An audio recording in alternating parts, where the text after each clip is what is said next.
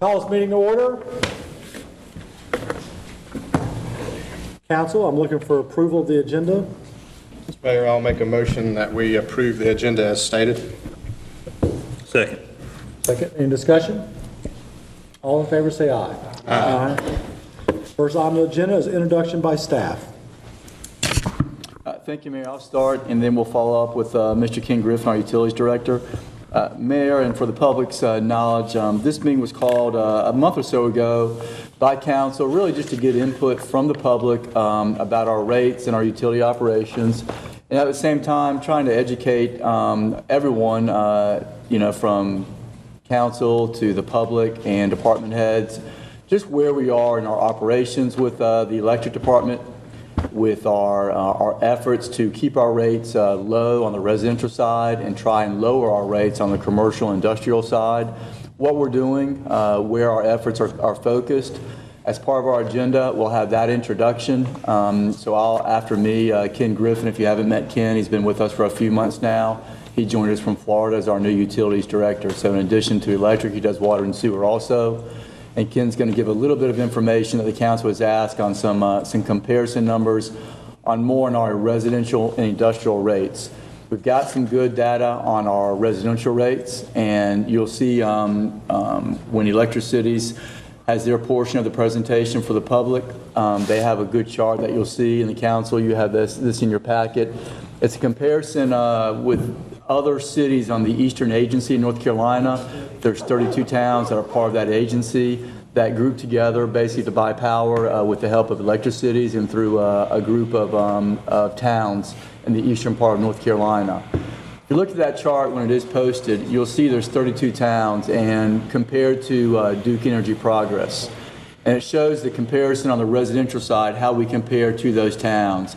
And of those 32 towns, there's only one town in the entire group of these 32, and that's Apex, that is actually lower than us in comparison in our residential rate structure and actual cost that we charge our residents for power. Only one town of those 32. Again, that doesn't mean we're going to stop there. We're trying to lower our rates, and part of this meeting, you'll hear some discussion about an asset purchase that's in the works right now, whereas Duke Energy Progress, used to be Progress, merged with Duke Energy.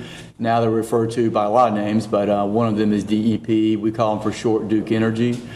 They've agreed to purchase portions of our power production plants that this 32-town group has an ownership interest in, where those are coal producing or nuclear plants. They've agreed to purchase our ownership shares of those. It's a pretty long story. You may have read the newspaper, heard about that. It's come out in a lot more detail in the last couple months. It's been in the works for over a year now. And the schedule for that purchase to close and get through all the regulatory requirements and filings is close to another year. There's a target date of end of June, early July of this next year in 2015. And if we meet that schedule and can close with no other radical changes, we're all hoping for a possibility to lower what we refer to as our wholesale power cost, which means what the town pays to buy power. North Carolina, Eastern Municipal Power Agency, NAKEMPA, the Eastern agency I'm referred to, they actually buy their power from Duke Energy, and they have a deal, a long-term purchase power agreement.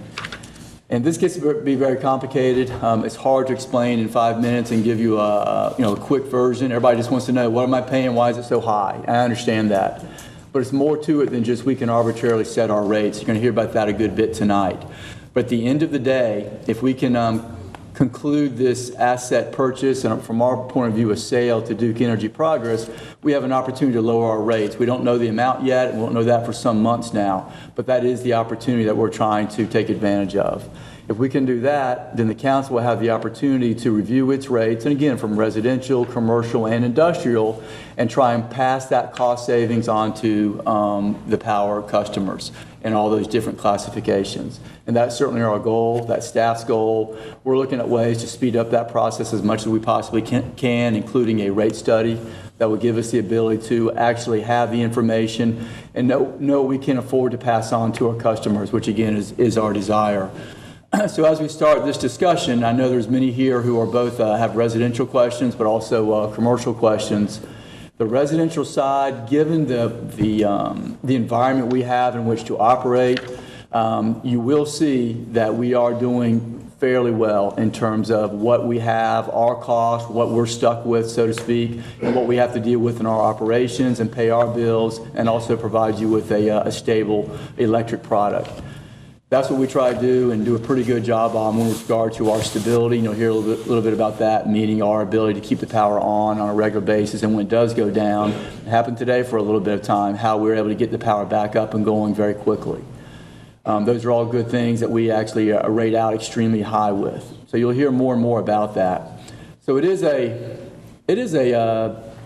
detailed, sophisticated, can be a very long conversation, and we don't want to just throw a bunch of explanations and things that are hard to understand. We're going to try to speak very direct and very clear and try to explain things in words that we can all understand. And hey, if you got a question, please feel free to ask. Very few people understand this at all. We have some experts, again, Ken from our utilities department, electricities, who can really break this down and give you some good answers, I think. So feel free to ask those questions at the appropriate time. We do want to hear from the public at the appropriate time and get your input. But trust me, we're all trying to lower these rates as much as possible. That is our daily operating commands. You may have some frustrations, and I think one thing to kind of just keep in mind as you hear some of this introductory material is that, there's a amount of money you pay for every hour of electricity that you use. All right, and that's pretty much the same for all residential rates. Some people have some switches and load management things that help them a little bit that you can all have if you want to take advantage of those products. We all pay the same rate on the residential side. Commercial, they all pay the same rate in the same class, but there's many different classes of commercial. But you pay the same rate. Back to the residential side, what becomes the moving target is how much power you actually use, what your appliances pull from the power system, and how you can manage that and try and reduce that. That's where there's variables. So you hear about somebody paying a lot of power for a very small house. Well, the power rate they pay is the same as the guy in the big house who seems to be paying a lot less, or the medium-sized house, as the case may be. But there might be a usage problem that is based on, again, the efficiency of the home, the type of appliances that are being used, and those things can draw a lot more power even on a house that's only 1,000, 1,200 square feet versus a house that's got very efficient appliances and building construction materials that can actually use a lot less power than a house a third its size. We see that a good bit. That's something we can help you with. That's something that Electricities has people and resources that can do what they call energy audits to come to your home on a schedule and try and help you out with that. But that's where, again, just saying my rates are high doesn't help us much. We need to know the living situation, how much power you're using, because the amount you're paying per hour is the same as your neighbor. It's just a matter of how much are you using there.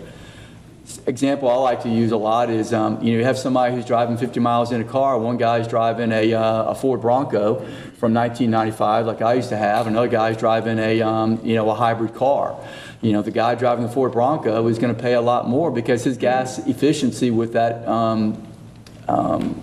miles per gallon is nothing close to that hybrid car. You're going to get 15 miles per gallon. I know it. I did it for a while. Versus 50 miles per gallon. Your cost will be more to make that same trip. And power usage in a home is exactly the same way. Your efficiency in your appliances and other pulls on your power have a huge impact on your bill. So with that, Mayor, just to summarize our agenda, again, the introduction, and Mr. Griffin's going to go next.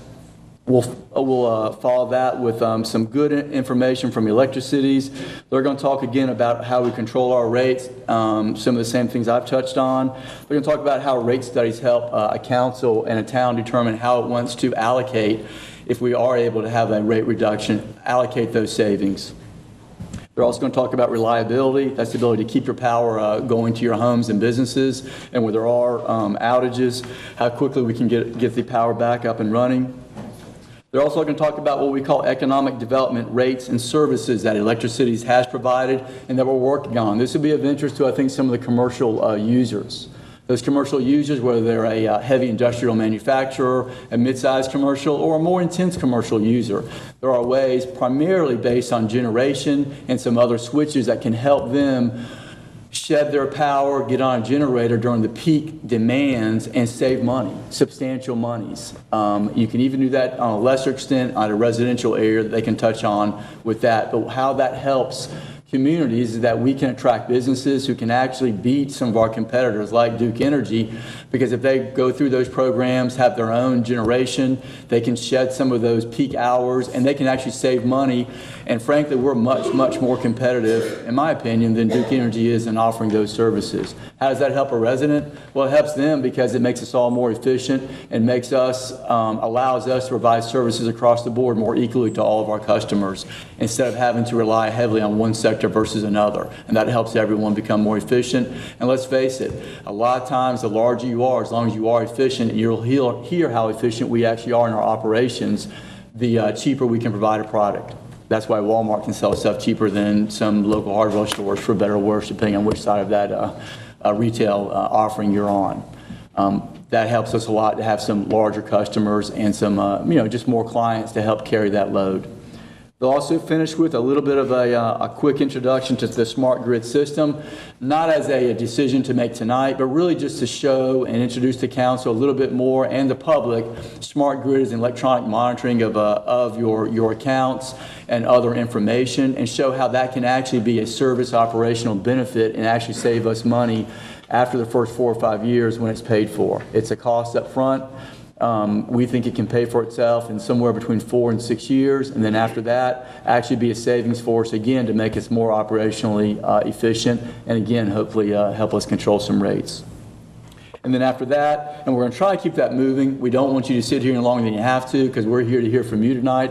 But we felt like the information would help you, frame your questions, your comments to be a little bit more pointed, and we can get to the gist of an issue a little bit quicker.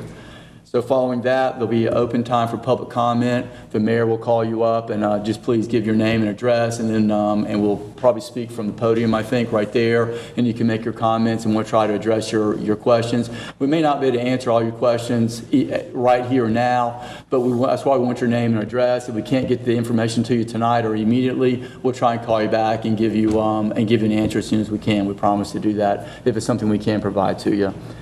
And then after that, the council is going to meet briefly in a closed session to get some more information from the electric cities on the asset purchase, frankly, on some things that are not public at this point. So with that, Mayor, that's all I have as the introduction. And I'd like to now ask Mr. Ken Griffin from our Utilities Department to come forward, and Ken's going to make a few general comments about commercial rates. And Ken, I'll ask you to keep your comments less than the city manager's general introduction, short introduction. Yes, sir. Thank you. Well, I'll talk in some general terms about our residential, commercial, and industrial customers. First of all, give you a perspective, we have about 4,500 customers, counting all classes in Smithfield. About 3/4 of those customers are residential customers.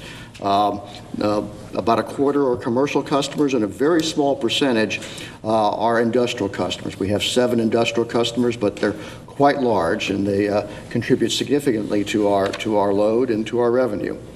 On the revenue side, the interesting thing is just the reverse. About 3/4 of our revenue come from our commercial and our industrial customers. About a quarter comes from our residential customers. If you look at the megawatt hours of power, of energy, that is consumed, but again, about 3/4 of that comes from our commercial and our industrial customers, about 1/4 from our residential customers. So very different perspective there in terms of number of customers versus revenue versus megawatt hours of energy. Mr. Sabiston talked about a graph and some comparisons you've seen before. I'll mention to you again, and this is something that's been in our local newspaper. Of the 32 electric municipalities that we have in eastern North Carolina, we compare very favorably. We are the second lowest of all those municipalities. We are a little higher than Apex and a little higher than Duke Energy Progress. We're about 16% higher than Duke Energy Progress. Perspective of how we got to where we are, number of perspectives. One is that we operate, thanks to our town manager, thanks to our staff, thanks to you, I would say a very lean operation in the electric utility. Our cost to provide service for everything other than purchase power, that includes labor, materials, equipment, supplies, vehicles, fuel, everything, that only runs about 15% of our cost. The balance of the cost, 85%, goes to purchase power. At 15%, we are on the extreme low end of any electric utility in the country. You'll find most electric utilities are going to be 20, 25%. Sometimes some of those are even way more than that in terms of the portion of their costs that go to non-purchase power costs. So thanks to you, thanks to our town manager, our staff, we're able to keep those costs very low. And that's why we compete so well against other communities that we have in eastern North Carolina.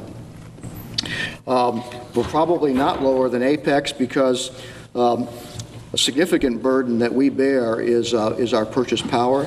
That has to do with the arrangement that we made a number of years ago to own 18% of 5 power plants. When that arrangement was made and the portion of the debt was assumed by each of the 32 of us, Apex was very small, in fact smaller than us. They've been able to grow many-fold since that time. We've grown relatively little since that time, and so they have many more customers to share that amount of debt over. We haven't grown a whole lot. We have about the same number of customers to share our debt over. But of course, the good news going forward, we have a chance to do something about that as well with the ongoing negotiations that Electricities is leading on our behalf with Duke Energy Progress. And we're very hopeful that that will result in significant decrease in our purchase power costs and something that you, the council, then can pass on to our customers. The fact that we're so low will give you another perspective in terms of other municipalities on residential rates is remarkable when you consider that we're neither the smallest nor the largest. In terms of number of residential customers, we're about in the middle of the pack. We're about 15th out of 32. In terms of revenues, we're a little larger. We're about 11th out of 32, and we're in the top third in terms of revenues. That's because Smithfield has some significant industrial customers that do significantly contribute to our revenue. But we're not atypical in terms of either revenue or number of customers, and yet we are able to be on the extreme low side of what our rates are for our residential customers. And as I said, hopefully going forward we can be far less. We haven't talked with you about commercial usage or industrial usage in the past, so I want to hit a couple of highlights for you in terms of our different classes. Start with a small business. Small business, say, typically using about 1,000 kilowatt hours a month. That's a very small operation. Smithfield, we are lower than Benson, Wake Forest, Kinston, but we're higher than Duke, Selma, Clayton, and Apex. I picked those 7 communities to do the commercial analysis. You can see that it's a lot more work to do that analysis than it is a residential analysis. That's why I don't have all 32, and it'd be a pretty substantial chart if I did.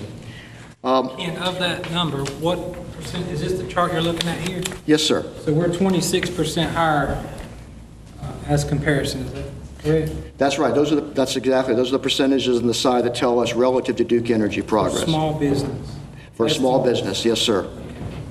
For a medium to larger business, in which there's a charge for both energy, about 37,000 kilowatt hours. These are typical businesses that we pulled from our records to analyze. And they're charged for demand as well, 105 kilowatts of demand.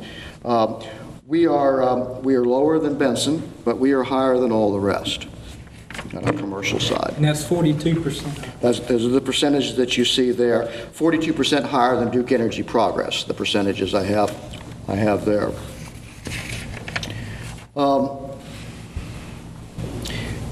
We do have programs, very successful, very good programs that do help our businesses, our commercial and industrial customers, significantly lower their bills.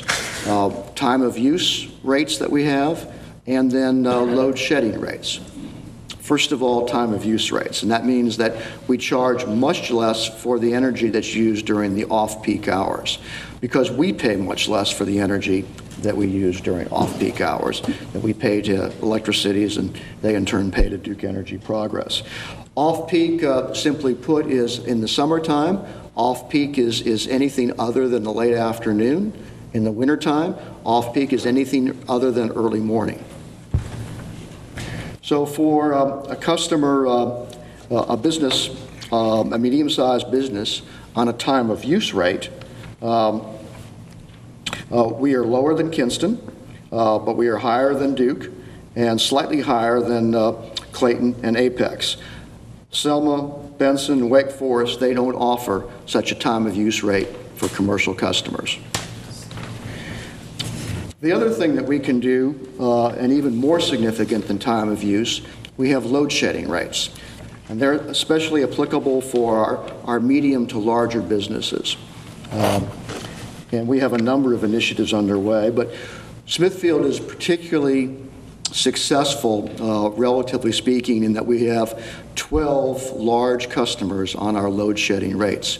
I think it's the greatest of the 32 in terms of having these large customers on these load shedding rates.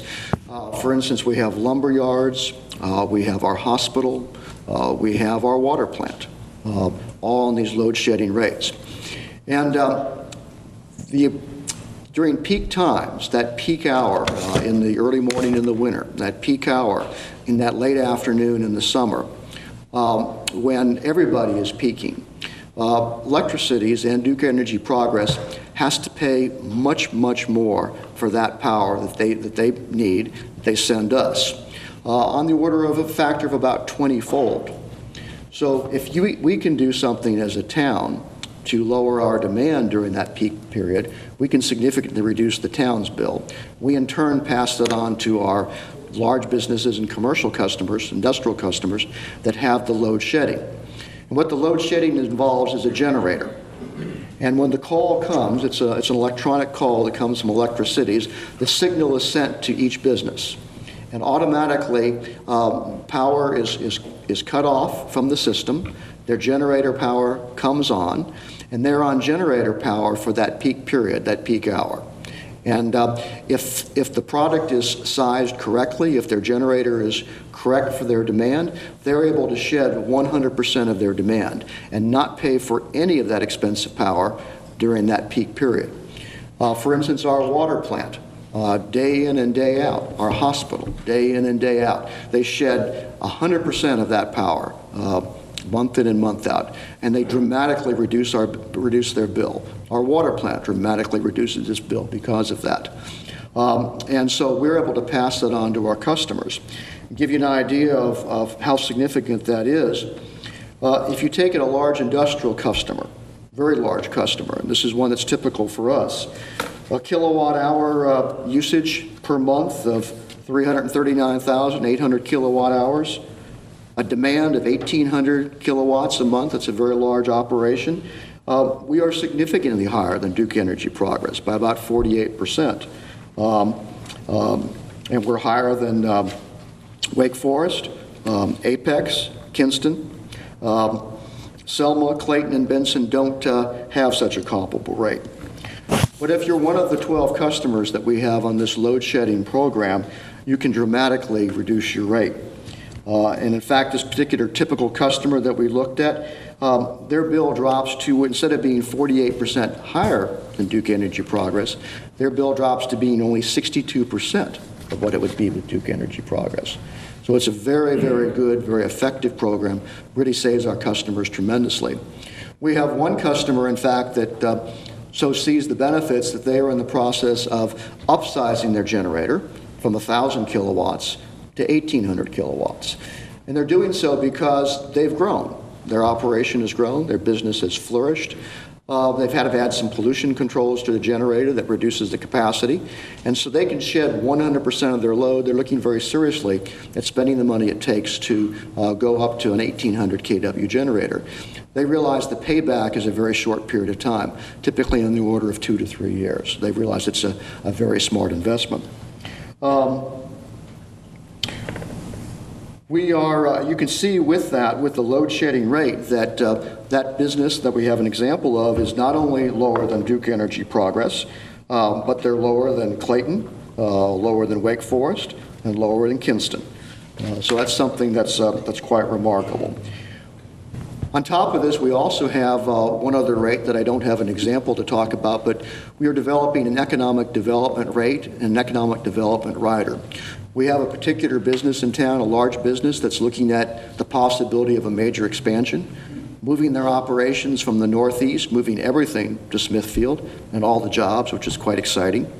We've showed them the benefits of the load shedding program, and they are very interested now in proceeding with that. We've also developed a draft economic development rider that I'm working with the town manager on, and we expect in the next meeting to bring that to your consideration. And so for this local business that we hope will have a significant expansion and bring more employees, bring their full operation to Smithfield, we can offer them both potentially an economic development rider and a load shedding rate. And we've shown them how dramatically that can be to affect their what their bill is. And they're very interested in continuing to work with us. So I mentioned a couple that I'm already working on. We're working on a couple of other operations as well to bring the cost down. I'm working with a school, a very large school here, to significantly shed their load and reduce their bill dramatically. Working with a good-sized restaurant, casual, nice dining restaurant, and they're very interested in as well. In fact, they're interested enough they're going to choose us over choosing Duke because of this load shedding rate. So we have a lot of things in the work in terms of continuing to help our customers with this load shedding rate that you see before you. I'm available for any questions that you might have now, and of course any questions as we go along.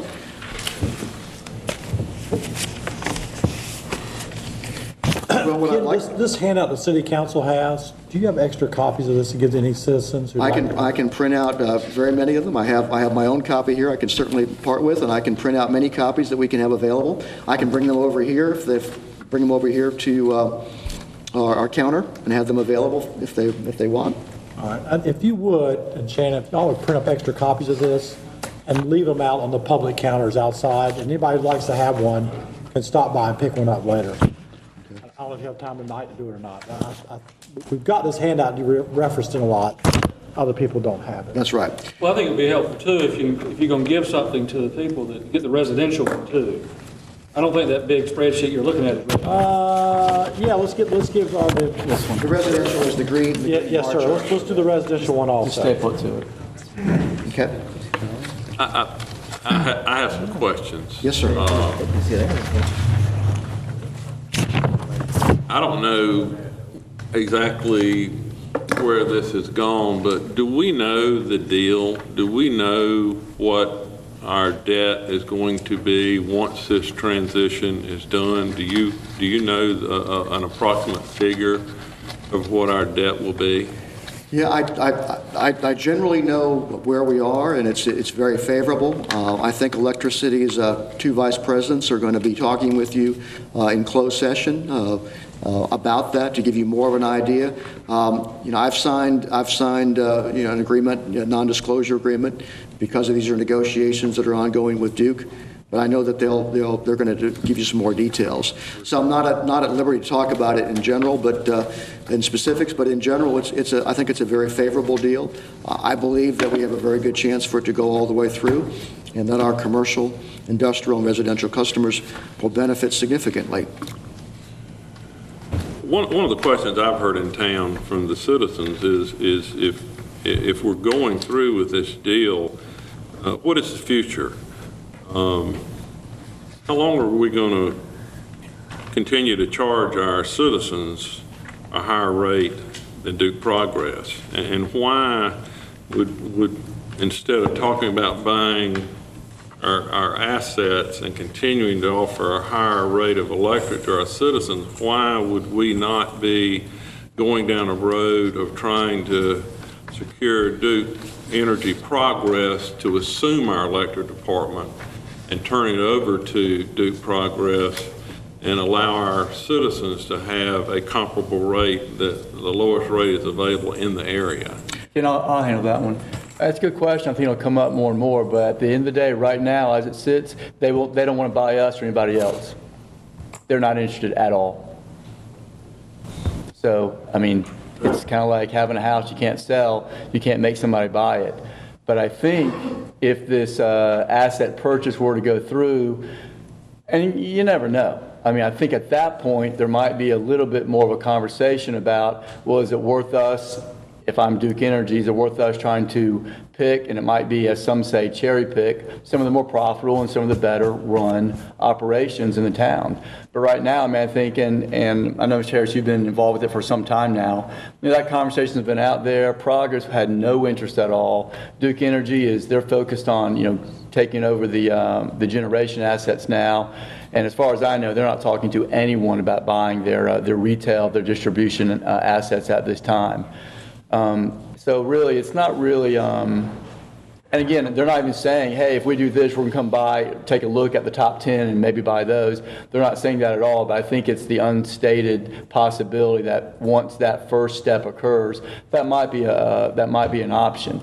And I think that's an entirely different analysis. And I think, some towns would be in a position where they'd want to sell, and some towns would be in a position where, hey, we're in pretty good shape now, and for a variety of reasons, we may not want to sell. But that's a conversation I think the town's got to have with the public and decide what's the best deal. And there'll be good arguments on both sides with that, I think. I think as you move through this process with these negotiations coming to an end with Duke Energy Progress, I think we will have the opportunity, you will have the opportunity to have rates that are very comparable, very competitive with Duke. And I think going forward, I think we have the opportunity to possibly be even less, because our cost to provide service is very, very low. We're operating on that 15% margin.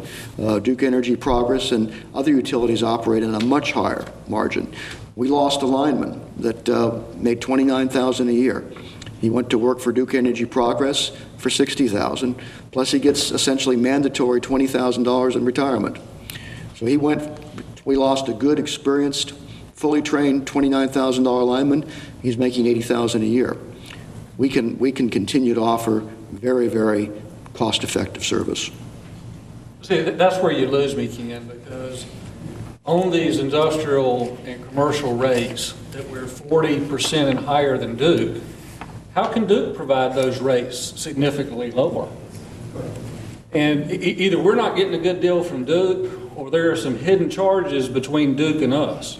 Well, that's why the discussion about the asset purchase agreement and the purchase power agreement is so relevant.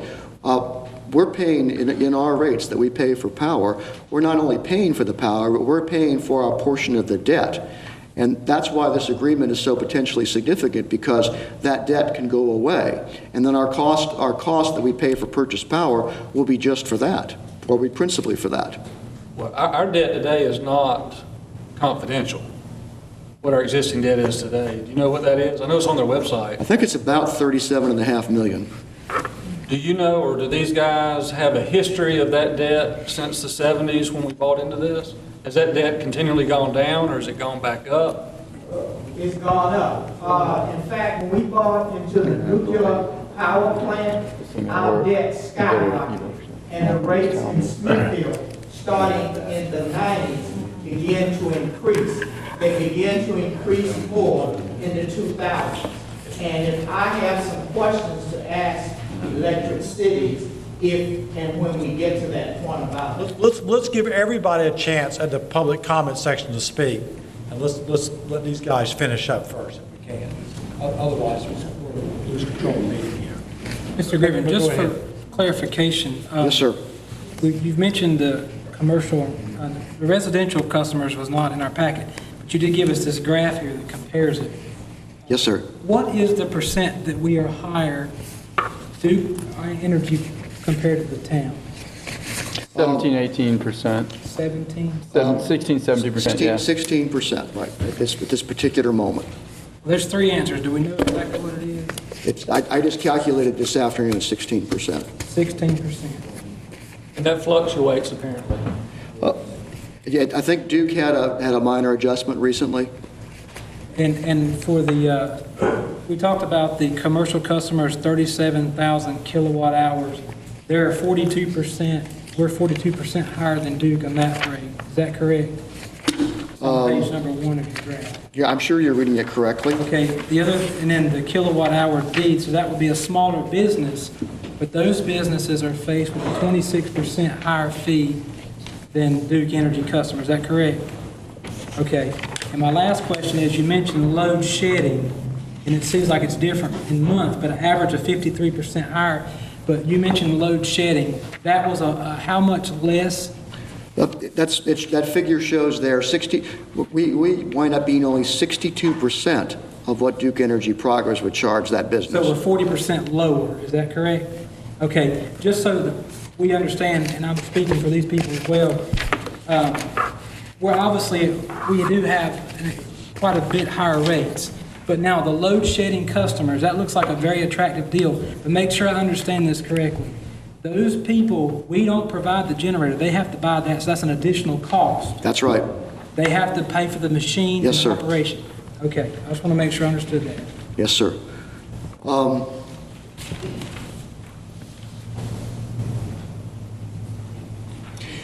I guess the other thought I'd have, because I think your comments are right on target, it says to me that it's time for the comparisons that you mentioned, and because of the negotiations that we expect to come to a head very soon with Duke Energy Progress, it's time for a full cost of service study to look at what's the best and fairest allocation of our cost to each class of customer. Yeah, and I remember in our council meeting, we discussed that, and I shared with you my concern of spending that $30,000 to do a rate study. I think Mr. Harris has a better a thought on that. Why don't we do some kind of study to see if we should stay in the electrical business anyways? If Duke Energy can offer this service for this much percentage of less, again, we have to ask ourselves, because based on your graph here, it says that the town of Smithfield has 24% of our customers are commercial and industrial. For some reason, that seems mighty low. It should be higher. Our residential customers make up 75%. They're getting it for 16% higher, which is the cheapest of all the customers. But the problem is the commercial customers are purchasing 64 plus the industrial 8%, roughly 72% of all of our power. So essentially, those higher rates, that money is being generated from that perspective. That's just my concern. I understand a rate study, but I feel like a rate study, we already know our rates are too high. I'm confused about that, but I want us to move on with the meeting. Yeah. Ken, why don't you introduce the Electric Cities presenters? We're blessed to have two vice presidents from Electricities. We have Cecil Rhodes and Roy Jones here, and we have a very fine engineer that provides a lot of assistance to us, P.J. Rem. And P.J. Rem and Mr. Rhodes will make a presentation to you on the topics that our town manager mentioned.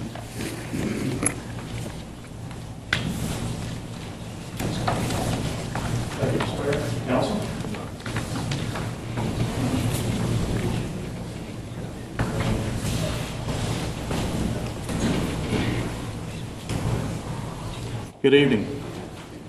First off, I'm not here to raise any rates. Okay, so... Just tell us who you're representing, sir, so we all know. Excuse me? Who do you represent? I work for Electric Cities of North Carolina, which means I represent North Carolina Eastern Municipal Power Agency. That's the 32 cities that joined together in order to buy their power from the power plants and create their own power supply program back in 1982. And basically, I work for you guys, the council, the town manager of all 32 cities. The manager and the utility director asked me to cover a couple of things tonight on your agenda list here in general terms from a council perspective. Excuse me. The first of which is controlling electric costs. Excuse me.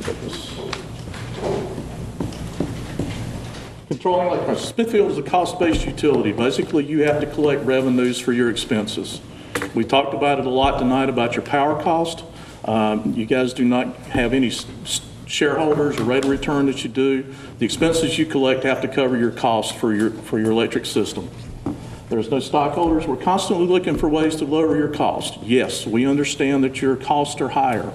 basically as a result of the power supply program that we got into back in 1982, whereas the 32 cities, the members of Electric Cities, bought into the last most expensive power plants on the system. There's not been a nuclear plant put on the system since Sharon Harris came online. We offer various programs and customers to help control your electric cost. And I said electric cost, and your manager alluded to that before. On your power bill, there are two components on that power bill. There is your rates. That's how much it is per kilowatt hour.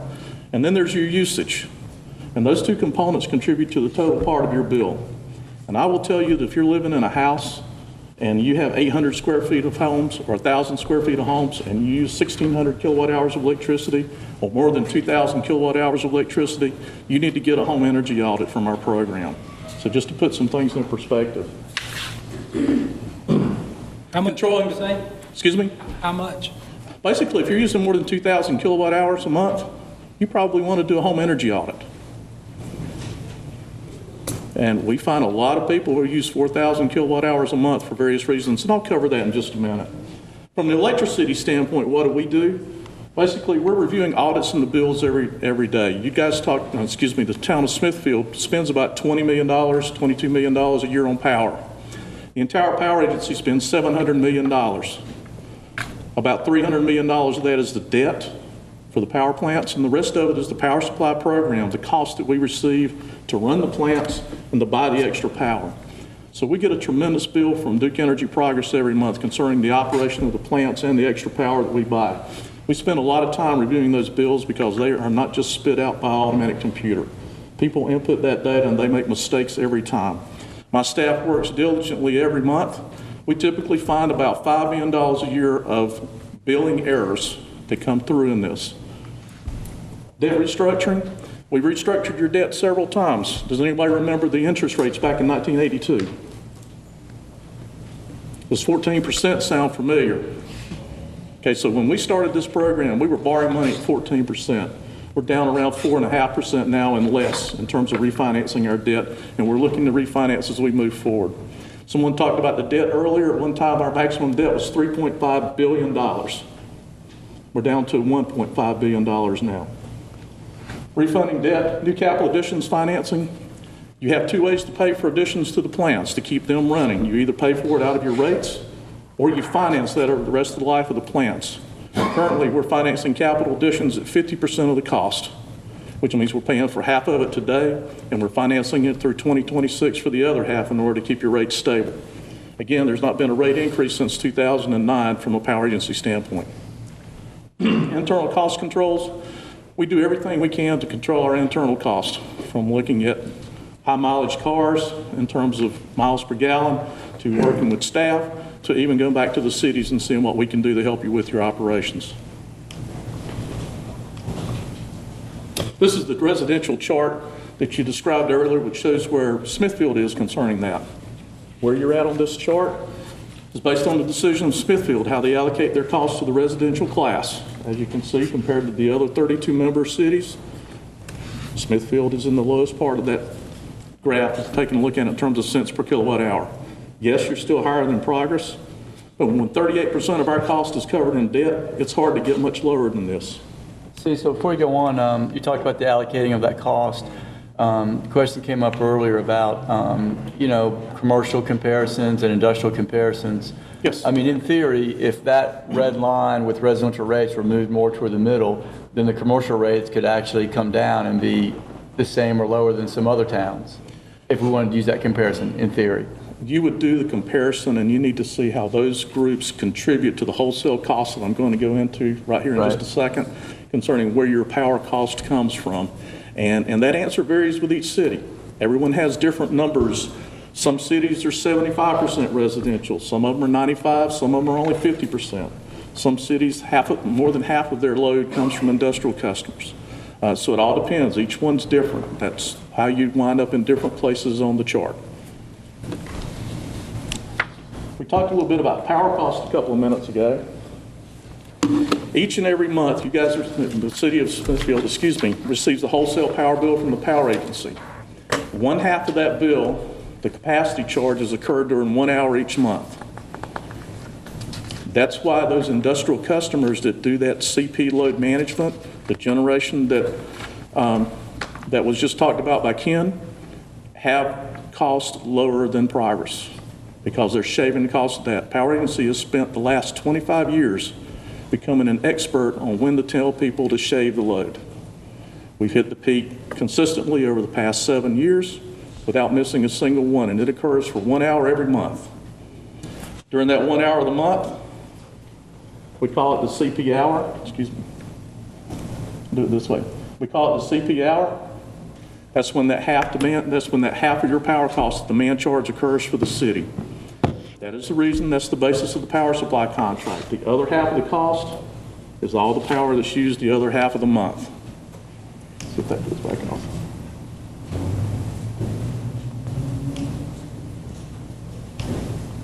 So what does that mean overall? Mr. Rhodes, does that time frame change? Absolutely, because the peak of every month depends upon the weather each month. The very hottest or very coldest weather will determine when the peak is. During the wintertime, it's typically between 7 and 8 a.m. on the very coldest day of the month. During the summertime, it's typically between 4 and 5 or 6 p.m. during the very hottest day of the month. But it can occur almost any time. We've had peaks at 9 o'clock at night, particularly if State Place, Carolina, in the March, the load goes up. There's a popcorn peak. People are sitting at home popping popcorn and the load will go up that night. Same thing if you have an ice storm. When the power starts coming back on, the peak may be 9 o'clock that day for the month. But that's what we do is we tell these customers when to control their load so that they can achieve those savings and be competitive. That's how your load management switches work. They control your residential loads for water heaters and air conditioners. We are striving to do this because for every kW, and that's a kilowatt hour, and that's basically how much from 7 until 8 o'clock in the morning when you're taking your shower and your water heater reheats, it'll use about a whole kilowatt hour during that hour. Okay? So if we can shut it off during that hour, you can save about 10 to 12 bucks on your wholesale power cost, which you pass back along to your customers. Load management and generation is the key to controlling costs of the power agency. We have that option in our power supply contract that enables us to control our demand during the CP hour. Not a lot of contracts are written in that format. There are very few constant peak contracts left in the country today. Retail customers shift loads, install generators. They reduce the peak any way they can to do that. I have a small customer out in Scotland Neck, North Carolina. When we send them the message to load manage, they move from their production line to their assembly line. They simply cut off the machine and go start putting chairs together. They do anything they can to save their cost.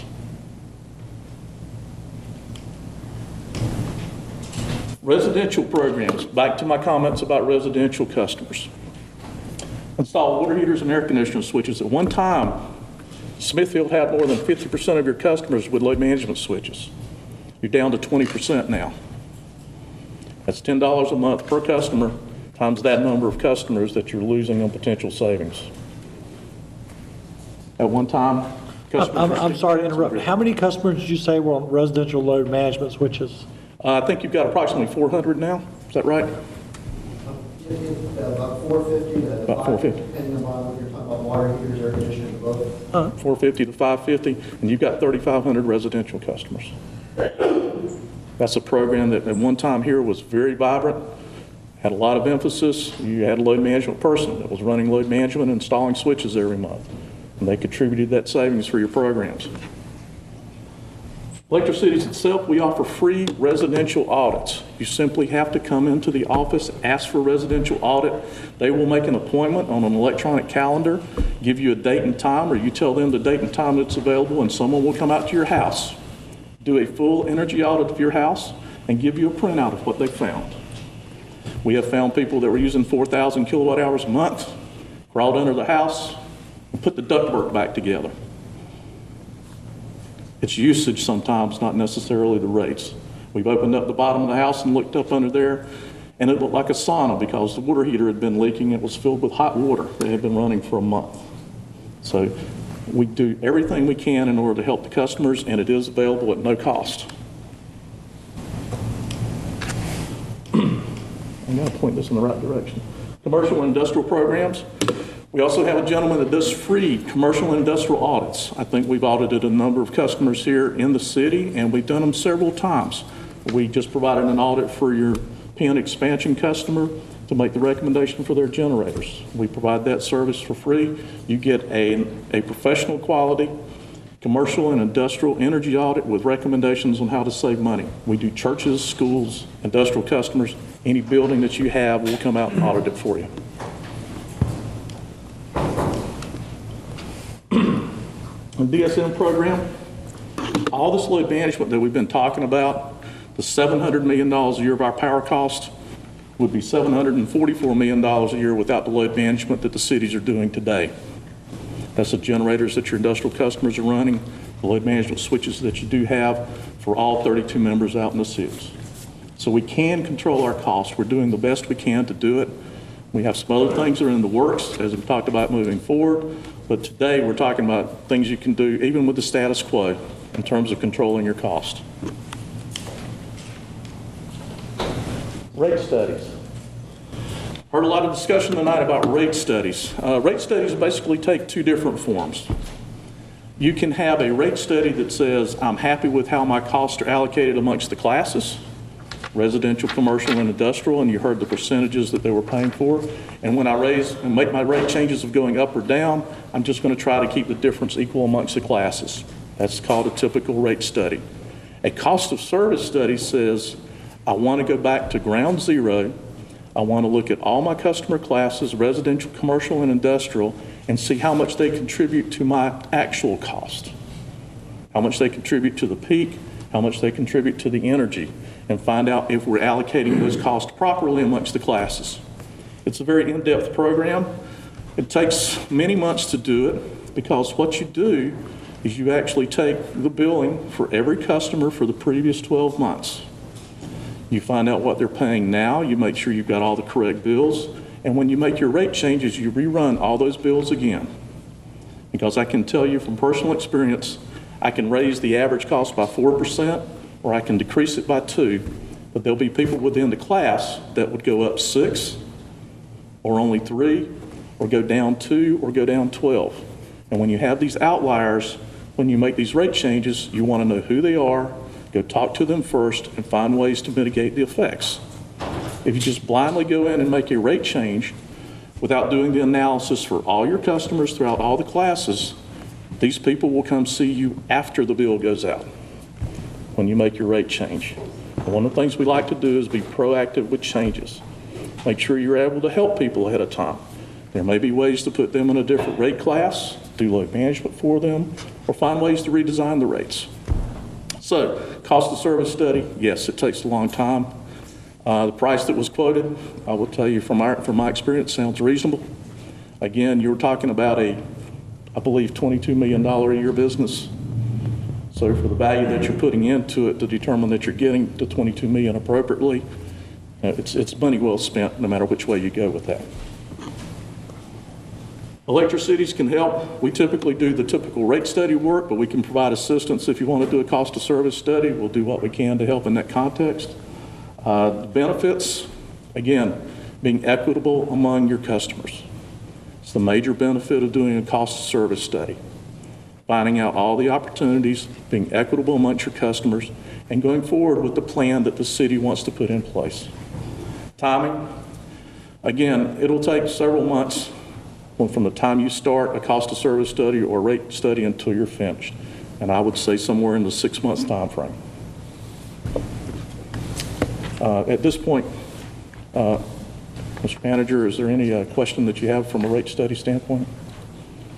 No, I think there were some questions, good questions about, with the asset purchase, again, with a target date of sometime this early summer.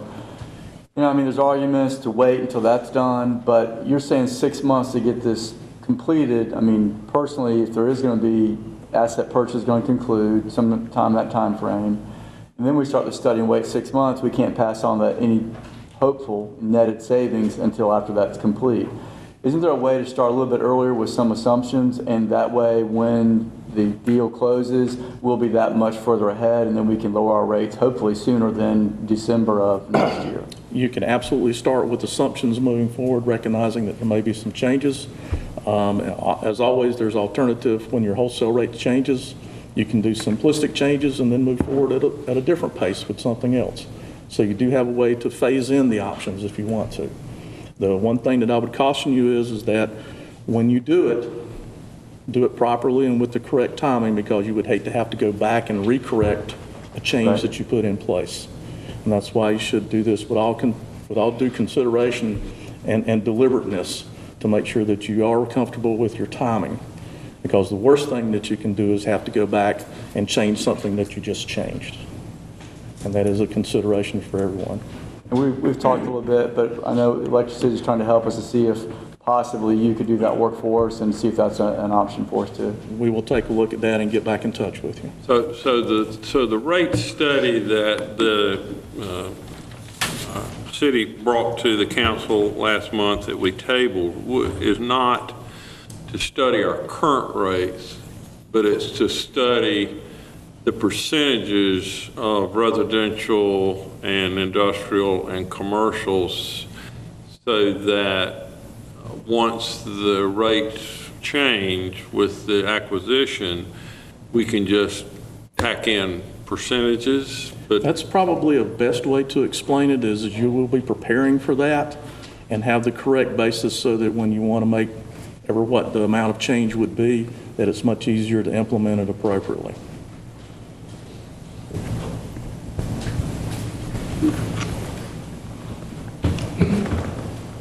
Down at Smithfield reliability, this is a subject I was asked to talk about just a little bit. TJ is the expert in this, so if I get something wrong, just take a look at it. Taking a look at the data on outages, the number of hours that you're out. Smithfield on average per customer, minutes per customer, about 22 minutes. Duke Energy progress outage per year is about 138 minutes. People say, what does that mean?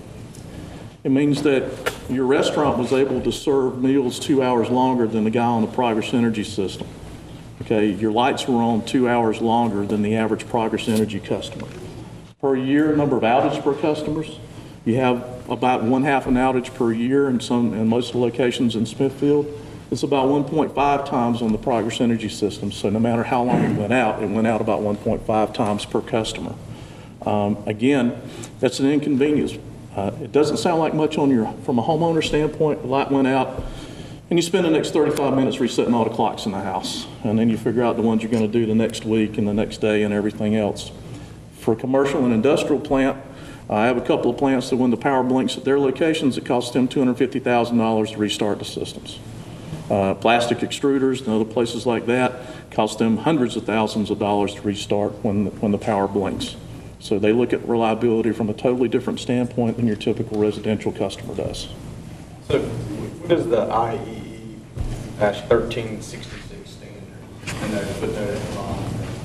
Your note on the standards, IEEE standards. Yeah, that's just a nationally recognized standard for calculating reliability. It's about a 40-page document. And that's what Duke Energy Progress uses to calculate their reliability. And Smithfield was not using that before, but they are using it going forward. We helped them get on a new system. So there is a little discrepancy with the numbers, but it is a good comparison. So roughly, what would you estimate the difference? I mean, just, I won't hold you to it, but. Yeah. There's talking 2 minutes, or are we talking 10 minutes? I would say closer to 2 minutes difference basically for using the new standards. Yeah, and the other question is, the graph for Duke Energy, is that all of their customers, or is this for a specific area? This is in North Carolina.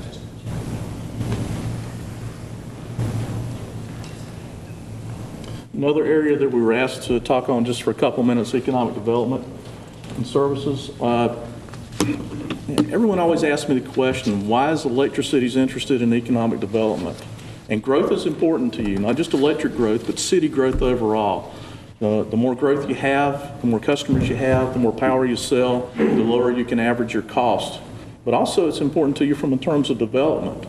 If you're served by a large investor-owned utility, they don't really have an incentive to say, I want this plant to locate here. Progress Energy gets the same amount of money if a manufacturing plant goes to Jacksonville, North Carolina, or to Clinton, or to someplace else within the state, to Sanford. They don't see it as anything else but an electric system sale. You see it as an increase in the viability of your community. You have the incentive to ask them to come to Smithfield. And if you can partner the electric rates with that and give them an incentive rate that goes along with it, that gives them more incentive to locate in your area. So you have a more personal interest, a more vested interest in economic development. And that's why it goes hand in hand with your electric system. We do work with you on recruitment. We work with the local economic developer. We'll be happy to continue to work with them in the future for any level that you want. We have a couple of people on staff that do economic development. Any of the major projects that come through the state, when the city comes up on the list to be analyzed, we will help you write the proposals and put them in place. This is just an example of kind of materials that we can help you provide if you are looking at economic development potential and are in competition.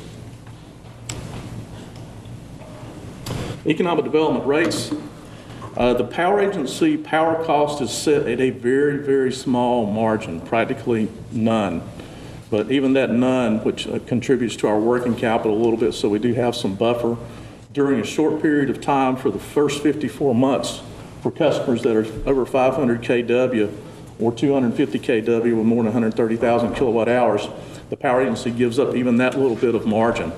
So in order to assist you at giving you the very basic cost that we can in terms of incremental cost of power so you can offer your customers to get them started. Again, economic development rates are for economic development.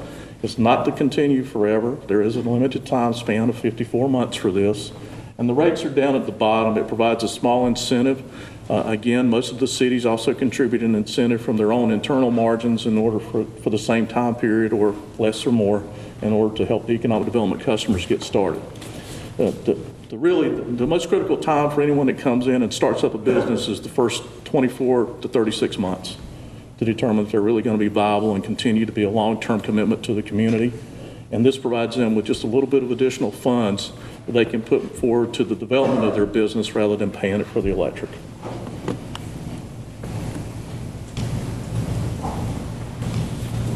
And at this particular point, I've covered those areas. Does anyone have any questions from the council for the areas that I've covered? AJ?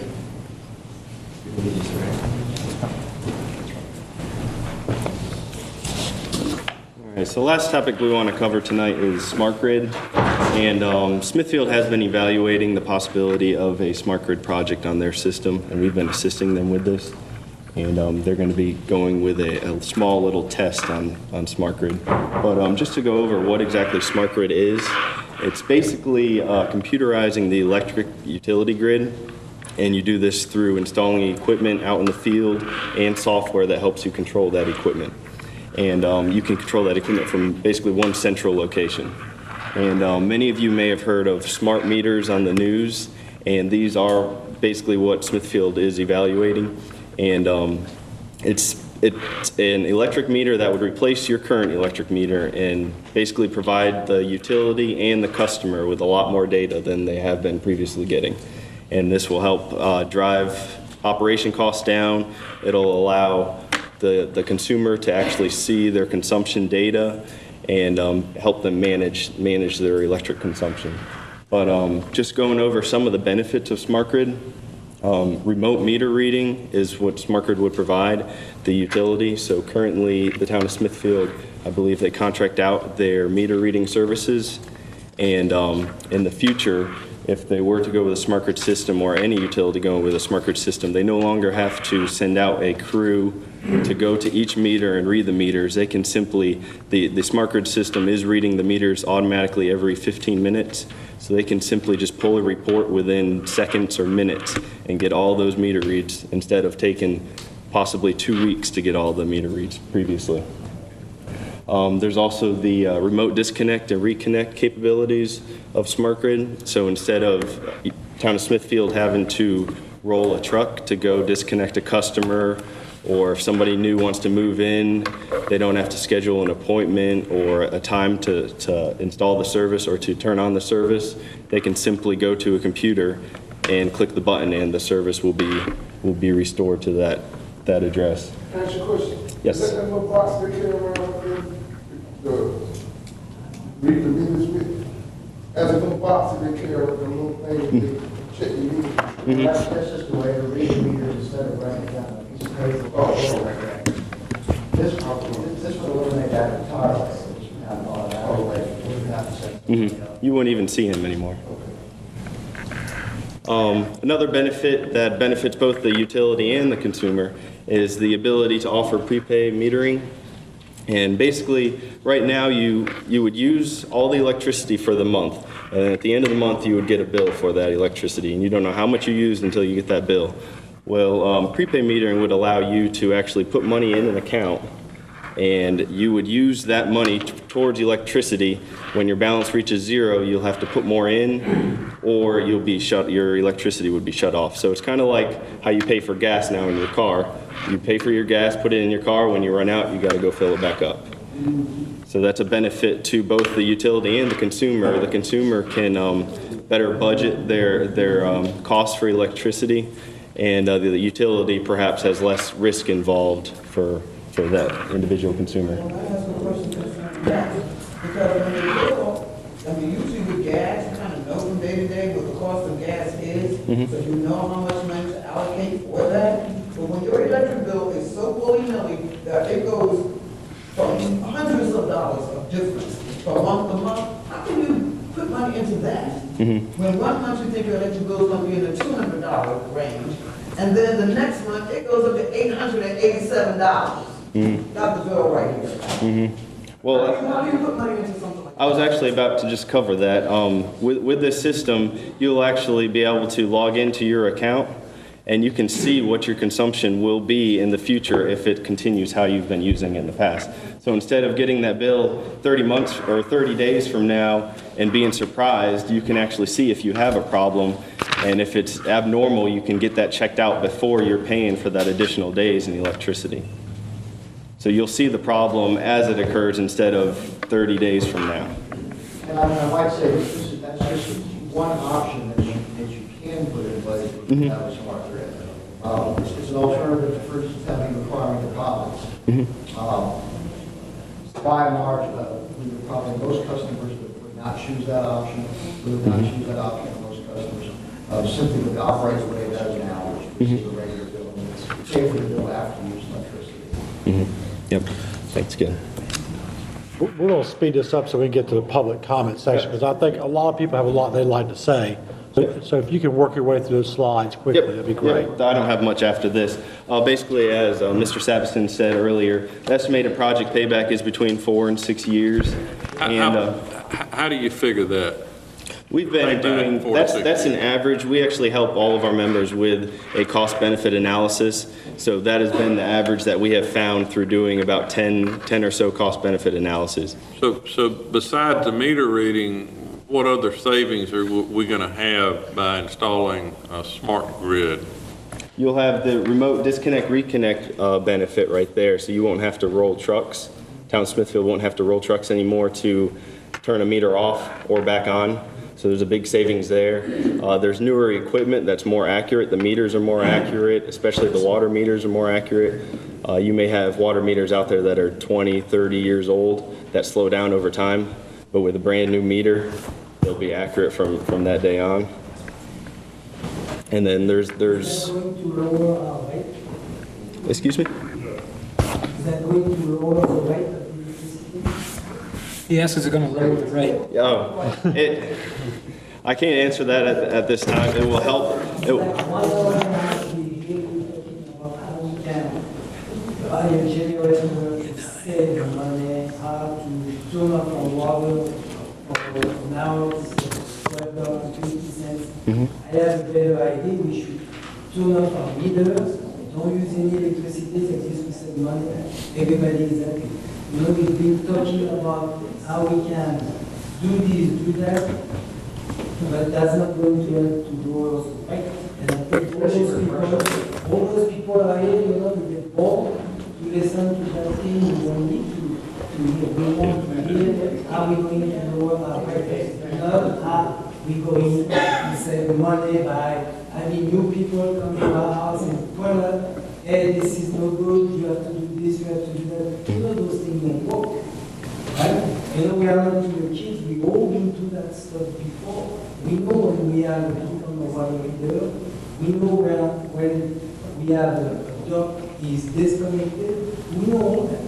The thing is, we're talking about you people. Jean-Pierre, if I may. Huh? Pardon. I got for one more minute because I'm going to give you all the time you want, but we're going to, if you will finish yours up, we're going to go to the public comment section. Yep. Finish yours up, please. Yep. Last thing I wanted to cover basically was just to show for Smart Grid kind of what has been going on in North Carolina. So you guys aren't the only ones looking at this system. There's a bunch of other public utilities just like you guys that are looking at this system. Very good. And that is all I have. All right, here's what we're going to do. Normally, we limit the public comment to 3 minutes. But this means a lot to people, and the city council has come to listen to you. I'm going to remove that limit and let each of you speak as long as you like.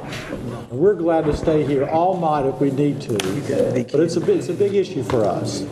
So I'd like to let everybody take a 5-minute break. After that, 4-minute break. Come back in here, and we're going to start going to the public comment section. And we're going to let each person have as much time as they need to talk.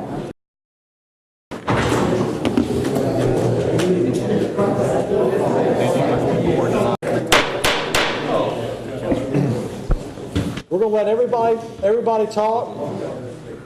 And what you'll have to do is state your name and address for the record. If you'll stand at this podium up here, Shannon will just state it when you stand up and say what you want to say. And I'm not sure we can resolve all your problems, but this gentleman in the orange shirt is asked to go first. I'm going to start with him.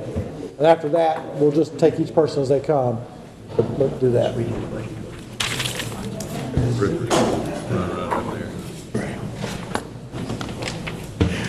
Thank you, Council. I got a scout meeting I got to get to, a camping trip, but I'm Rufus Brown. I run Johnston County Hams. I have for 25 years. I reckon the business has been there 68 years. Probably one of the oldest in Smithfield, but I'll try to explain something to you on layman's terms. I reckon that it'll help you. We've had electric cities talk about coming in, and our electric bill probably runs about $60,000 a year. I've had them come in twice, do the study, help save us money. We can go on and buy a generator. First, if I go outside of the city limits to get on Duke Energy, it would save us $20,000 a year. If I stay in Smithfield and do what electric cities, buy a generator costs me $100,000. I can save $20,000 a year, but I got a $100,000 generator, plus the fuel, plus the upkeep. So I'm asking, why would anybody want to come to Smithfield? You know, to set up business or live or anything. So but I've had them do it. I got all the reports and everything, but that's what we're faced at, you know. I look at it, I mean, what do I get for $18,000 to $20,000 a year in Smithfield? I mean, least you could do is put a complimentary tube of KY jelly in with the bill. I mean, it's something, you know, something. Rufus, let's. But that's all I got to say. So I hope that explains to you about the generators and everything. Yes, you can save money by doing the generators, but my God, look at that. It take 5 years to pay for it. That's not including the diesel, the upkeep. And then you can go out of town and hook on Duke Energy. You don't have to have a generator. So, thank you. See y'all later. Thank you, Rufus. And if I may, I'm going to make a comment since I'm the mayor and I get to break at any time. Electric Cities has spoken about this buyout in which Duke Progress Energy is going to buy out the town of Smithfield and all the other electric cities' power capacities, it's somewhat complicated, but if everything goes well, in 9 or 10 months, our rate should drop substantially, hopefully exactly the same as Duke Progress Energy's. But we're not sure, and we're having a lot of meetings about it, and it's all in progress. But that's our only real, I've been on the city council for 8 years before I became mayor 20 years ago, and I've sat through similar meetings of people complaining about electric rates, and Rufus Brown is correct. The rates are higher. I can't argue that they're the best rates in the world. I really don't want to sit here and defend them. I can tell you, hopefully, if all goes well, in less than 12 months, your rate should fall down to the same price as Progress Energy. Now, I can't commit that. I mean, can't promise that, but that is the goal that everybody's working towards. It seems very doable, but that will be the biggest change in the last 30 years for Smithfield that there is. And now I'm going to let this young lady speak who's been patient. Thank you for letting me speak. Good afternoon, members of the council and people in the audience. My name is Stephanie Cox Davis, and less than 3 years ago, I moved to 411 Hancock Street, right down the street here in Smithfield. I thought my husband and I were about to get a piece of the American dream. Yeah, until my electric bill started coming in. My first bill was calculated on a 10-day period. It was $180-something. Well, because I had a deposit in, I told them just use the deposit to pay the bill. My third month bill was almost $600. I was in there 3 months, $600. We didn't even have TVs plugged in yet. And we didn't understand what was going on. We called for an audit. We had an auditor come out to our house. They did not go underneath our house to check any ductwork. They did not look at our heating system, air system, none of that. The man gave me a light bulb kit with these little squirrely light bulbs and a shower head to lower my water level. That was it. Light bills still ran the same. They still ran high. This year, on the 2nd of February 15th, is the date of this bill. When I finally got the bill was for $885 for 1 month. Not because we always pay the bill the exact amount. I can never pay my bill before the 5th because, like I said, we pay our mortgage. So now that has made us ineligible for any programs to like pay so much every month and your bill, you know, no matter which, we're not eligible for any programs because we can't afford to pay the electric bill. It comes at the same time a mortgage. It's about to put us out of our house. We haven't been there 3 years. What percent of that? You said your bill was $885. What percent of that was electric? $716. Okay. How do you heat your house? I'm just curious. With our electricity. Electric? Or electric, heat, air is all electric. The stove is electric. Only thing that's gas in our house is our hot water. And that bill runs about anywhere from $32 to $37 a month. But we can't afford this. And I'm having nightmares. My husband and I both work at night, and we sleep all day. So where's all this power coming from? What's your usage for that month? The usage? Kilowatt hours. It's saying 189. And I don't know. And I think it's more like 5,000 kilowatts. Oh, you mean, up top. Your usage. Yes, 5,873. What size is your house roughly, square footage? About 3,200. It goes up. Okay, well, and again, without knowing more, I know you had an audit, which is the right thing, but I'll just tell you, that's easily 2.5 times a comparable house that your size, easily. Many houses that are your size or even bigger are more like 1,800 kilowatt hours, 1,600 kilowatt hours, less than 2,000. So, I mean, I'm just telling you, as I said before, I know you've done the right thing, you've tried, and maybe we just need to try a little bit harder, but you've got a usage problem. We've had the house. We have the weatherization. We want to help you. I'm just saying. Electric company come out. Yeah. They check the meters. Auditors been out twice. We've had people come out and look at this house to tell us why. What is going on? All of our appliances are Energy Star. I mean, I don't understand what else we can do besides rip all the wiring out of the house and start from scratch. We have plaster walls. So you can't just be ripping up walls in that house to find electrical. When the weatherization program came out, they went up in the attic and they checked any hot spots, any electrical hot spots. They went all through the circuit breaker box, everything, when they came in and weatherized our house. But it made the bill higher. Our bill has become higher. Since we had it weathered, when the auditor came the second time, the bill had gone up higher. That's why we call it a second auditor, because it keeps getting higher. And there's no one home. We don't have children. Don't just sit around and watch cartoons all day on Saturdays. We sleep all day. We both leave at 5 p.m. to go to work every night. So who's home? Nothing's on except for the light to make sure that somebody thinks somebody's home. That's it. Nothing's burning. But we're about to be put out of our house with just the electric bill. Because we have to pay it in order to turn on a light switch, eat food, take a shower, those luxury things people like to do in life. Ms. Davis, what month was this bill for $885? It was, the date of the bill was 2/15/2014. Just a few months ago. What do you, and if you don't mind sharing, you don't have to tell me, what about do you keep your thermostat adjusted to? Oh, in the wintertime, we walk around in thermal underwear because we keep it down to about 72, 71. And in the summertime, it's up around 76, 78, so it has to be like you're getting sweaty by the time the air kicks in because we don't be messing with our thermostats.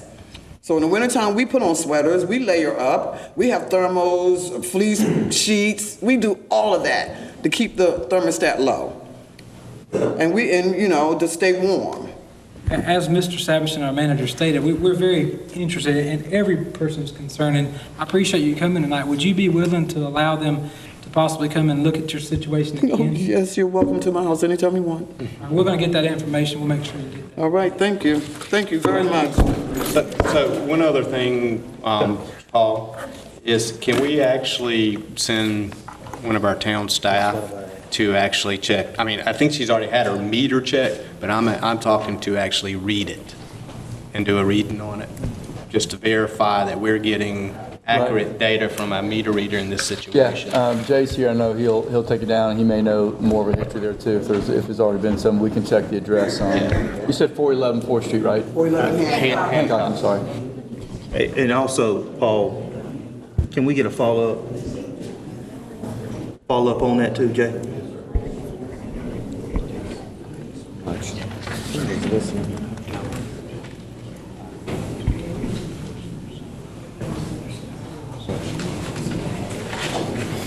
My name is Dennis Williams, 908 2nd Avenue. And with no disrespect to Electric Cities or the City Council or anybody here, I listened to you talk about money. You talked about $46 to $48 billion in original debt. And our balance now for the town of Smithfield is $1.5 billion. When you divide that by 32 municipalities, you come up with about a $1.5 million for Smithfield. Now, I might not be the smartest person in the world, but it seems as though we have a middleman who said that he's making $22 million a year.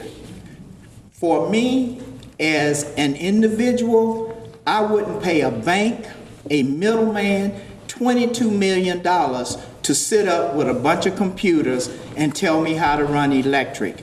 My question would be for Electric Cities is, how many people do you have physically working in a field? Are all of your employees computer savvy guys who sit there and come up with these ideas? Because it's a fact that 32 years ago, Smithfield partnered with 31 other municipalities and bought into Duke Energy. We bought into the Sharon Harris plant. And we are spending a fortune 32 years later at the tune of owing another $1.5 million. The average mortgage is 20 to 30 years. So how much longer are we going to continue to pay for a nuclear plant that does not reduce our rates? You've talked about all things that help everything except for reducing our rate. As a common layperson, the first thing that I would do is get rid of the middleman, because there's $22 million that we are spending as residents, because he said we paid them last year $22 million. That's $22 million in Smithfield's budget. If you would really talk to Duke Energy, I believe, in my estimation, that we could get some results. Why can't the residents of Smithfield have the same options that the businesses have on Venture Drive and apply to Duke Energy for power? Last year, one of the hotel builders sued, and he got given to him by the North Carolina Energy Commission on Venture Drive that he could not use. He did not have to use the town of Smithfield Electric. He used Duke Energy, which was 50% less. So why can't that be for the residents also? If Smithfield is going to stay in the energy business, then we need to opt out and let Duke Energy help us more, because the percentage, 15%, when you look at it, if you're paying them part of this $22 million, is not really 15%. It's got to be at least 60%. So I would say, as a resident, it would be better for us if we have to sue them at $1.5 billion to break the contract and go directly with Duke, because that's what they say our balance is, because the residents are paying much more than that. Mr. Rhodes, he had asked a question about the staff. Did you want to address that, or any of the numbers he? Well, you're all right. I mean, from a staff perspective, we do have staff that do manage the operations, that do Harlan Field, we are Smithfield a lot, as we are with other members, trying to look for ways to add value and reduce costs. I mean, that's the all involved. Everything we can to reduce costs. Every day we come to work, that's what we're trying to do. As we all know, so we've got this debt that when we bought into these conference back in the 80s, the debt got up, I know Cecil said it earlier, up to $3 billion. And now it's down to $1.5 billion. Debt. We are continuing to pay down the debt. It will be paid off in 2026. But my question is, if we sell his asset, it could be soon. but my question is, do you have men on the trucks who repair power lines or all of these tech people? Because if we're paying $22 million for tech, then that's a problem. Because the tech industry money has come down tremendously. Because if you look at Silicon Valley, everything they're doing is bringing costs down. It's not going up. So if you have no one who's out in the field, who's repairing a power line, who's doing any physical work, then paying for somebody to come out and study with computers is not making any sense at $22 million a year. If I stop. If I may, we're going to let everybody speak, but we're going to speak from a podium where everybody can participate and listen. So that conversation is breaking out, and we'll try to get back to you. But Louise, your turn. Good evening. My name is Glenda Jordan. My address is 401 Pine Street, Smithfield. Several things that I want to talk about. In May, I made a presentation before the council about the high electric rates. And I just didn't understand how the rates could be so high without some type of approval, some type of regulation.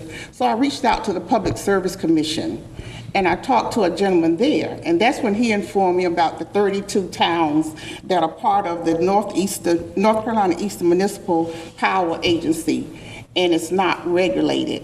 So my question to Mr. Sebastian Biston, is that how you pronounce your name? Sabiston. I'm sorry. Okay, Mr. Sabiston, is how many rate increases have the town of Smithfield has over the last 10 years?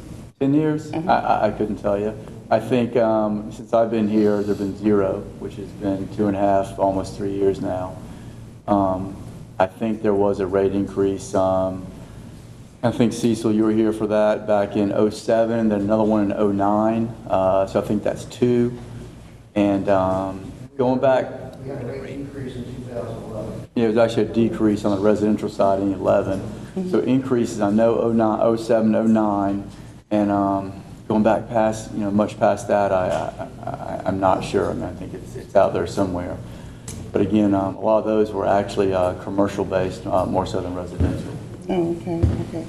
And also, I got this article from online. It was published in the News Observer back in April of 2013, and they were talking about the Progress-Duke merger revives hope for Eastern North Carolina power bills. And there are a couple of paragraphs that I would like to read, and Mr. Lampe or Mr. Sebastian, I would like for you to give me your thoughts on it, okay? So please listen. Bailing out the indebted towns is a complex undertaking with iffy odds. It would require approval from the North Carolina Utilities Commission and likely the Federal Energy Regulatory Commission, which twice held up Duke's acquisition of Progress before issuing a conditional approval. There would have to be a clear financial benefit for Duke to convince Wall Street and state regulators that Duke should take on someone else's financial problems. And I suppose they're talking about these power plants. It would almost certainly run into opposition from consumer groups and industrial power users. And so you had said earlier that basically a lot of the regulatory issues have been straightened out. No, I said we have to go through those. Oh, you have not then? No, they just filed in August, so that's probably the next 6 to 8 months, I think. Of, and if I may, I think I can cut through part of this. Okay. Electric power and water and certain other things are called natural monopolies. There's only one power company servicing the state in this case. And like in Smithfield, there's one power company, Smithfield. And if they do a bad job or their prices is high, you're unhappy, but you're forced to buy from them.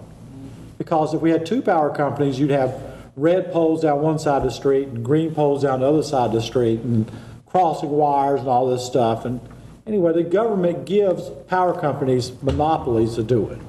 Duke Progress has a monopoly for the whole state or multiple states around us. And when they got held up in the legislature about merging and buying, one of the arguments legislators don't like is, well, you're getting bigger and bigger. You're going to be more and more of a monopoly. Part of this buying out electric cities, originally when the town signed up for it, they thought it was going to be a great deal. There's a giant energy crisis. There's gas lines. Jimmy Carter was telling us we're all going to run out of fuel. People were panicking. Smithfield signed up for a bigger part of electric cities than other towns did. We took on more debt. Our debt is unequal. And there are towns like Benson who may be completely paid out in 4 or 5 years. Smithfield still's got 25 or 30 years. It's been a mess. No one likes electric cities. No one likes the high rates. I cannot stand here and tell you what a great deal it is. It's not. It's a bad deal. The North Carolina government and the regulatory agencies are pressing Duke Progress Energy to buy out electric cities. It makes sense. They're in the power business. They should buy that power generation, and that will fix these towns' problems and get our rates back to where they should be within range.